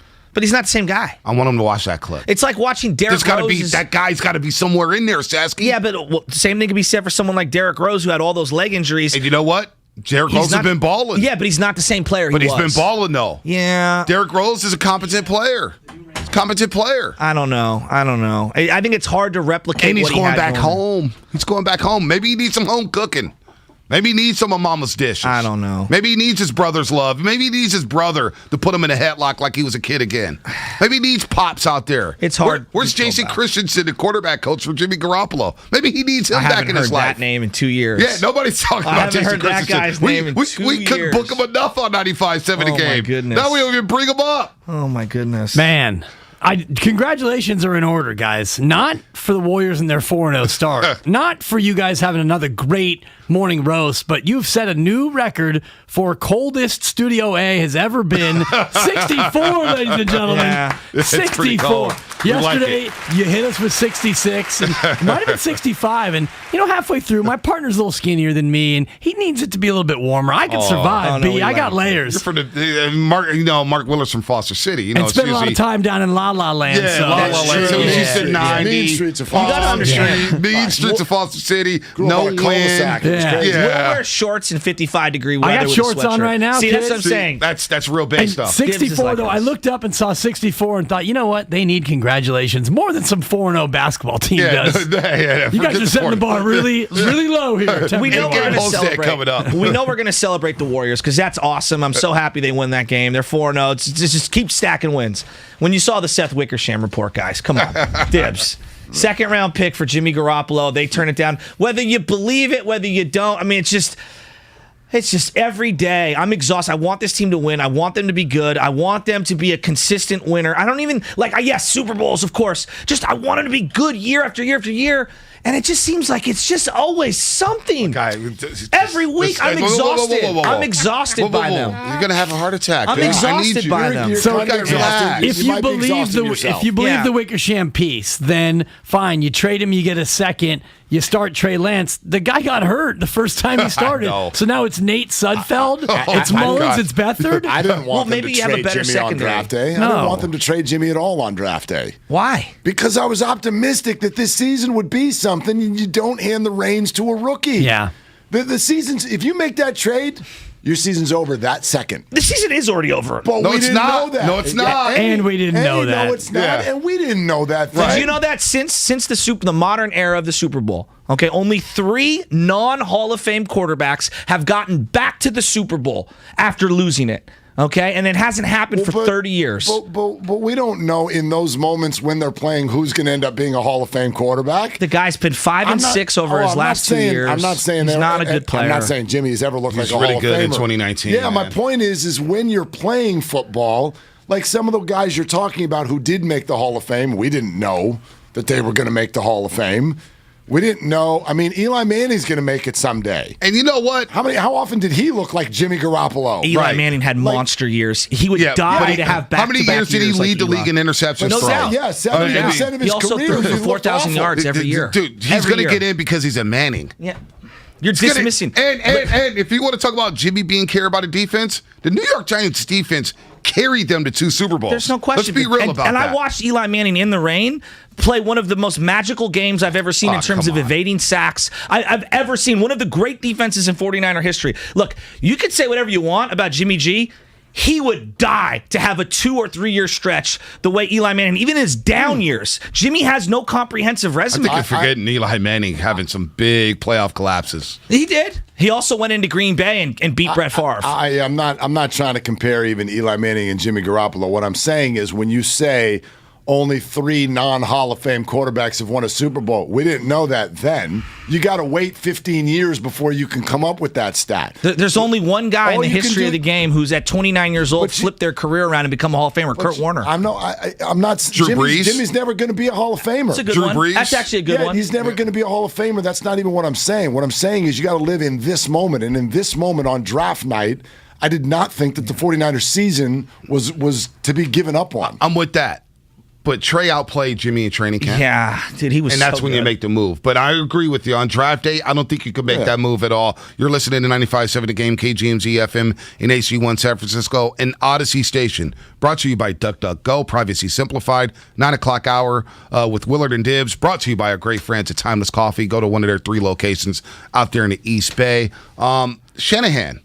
Can Shanahan fix this? Can the season be rectified? Because I'm thinking positive here. You know, it's been raining. We've been in the pandemic. Covering a 4-0 team will do that to you. Hey, man, the Warriors are bringing smiles to my life, man. I'm feeling good. Salmon last night. You got to bounce in your step. Hey, there's nothing wrong with salmon. Hey, nothing wrong with salmon, baby. You got to have some You confidence to looking pull that good off. up there, kid. Hey, man, Good. Ty with the Foxes on there. I'm trying to step it up, man. I'm trying to step it up. I feel good. Baby Chaz is about to be 11 months old. I feel good. I gave you the A block and the B block. Didn't get me to the C, but you got 2 blocks out of your boy. 2 blocks is better than none, baby. 2 blocks is more than I would have given myself. Do you have first birthday plans yet? Yeah, I think we're gonna have her go to the zoo. We're gonna be around animals and stuff like that. Bring the kids. You know, Tay loves the kids. Just you and go to we'll the have zoo? all her friends and the kids. Okay, just one piece of advice: do not go overboard planning first birthday number 1. It's totally for the parents. Oh, I know. Of course, No doubt.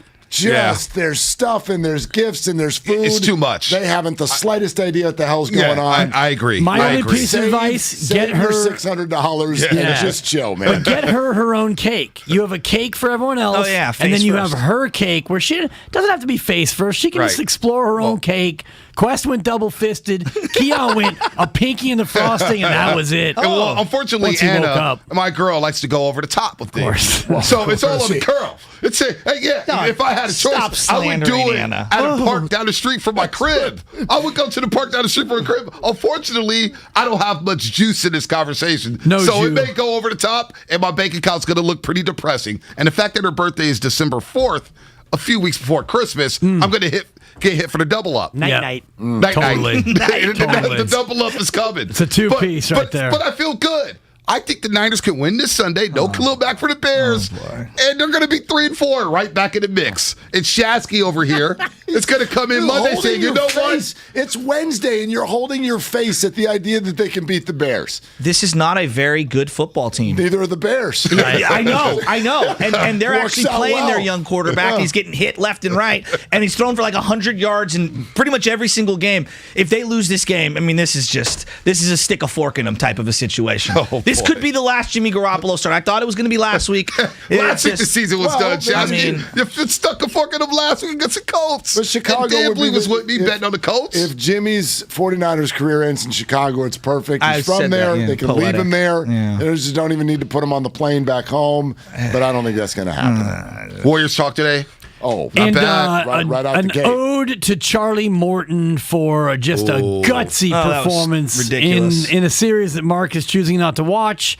And Dr. Pandya, what series? as we talk about cleared to play, Dr. Pandya today, 11:30, our weekly, all your medical updates from the good doctor. I do love the good doctor. We were saying Awesome. best broken leg performances of all time. Jack Youngblood, right? Obviously playing on a broken leg Does it for have the to be Rams. broken, or can it be snapped? Can there be other injuries? I'm not sure. that are- Give me whatever you got. And the other one we referenced was T.O. in the Super Bowl. Phillip Rivers played the AFC title good one. game. I was gonna go on a Byron torn Leftwich. ACL. Oh, that's a great call. Yeah, he didn't win. Yeah, that's a good call. But forever remembered in that Charger locker room because LaDainian Tomlinson sat out Face that mask game on. with the a parka. hangnail. Yeah. With the parka. And Rivers is out there with a torn ACL trying to And win. the bloody sock, where a catch-up accident in a bloody fourth sock. inning hot dog. Yeah, right. Kirk Gibson.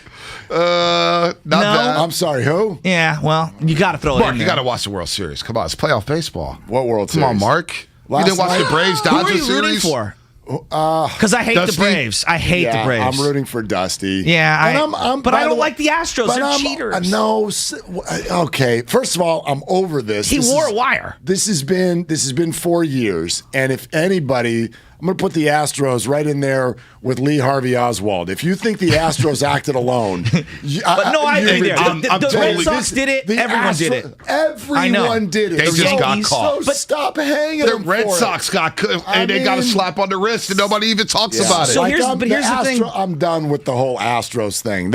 I'm with you there. Yeah, but as a I baseball fan, I thought Roberto Alomar Jr. was the greatest second baseman I'd ever seen in my life in terms of just offense, defense.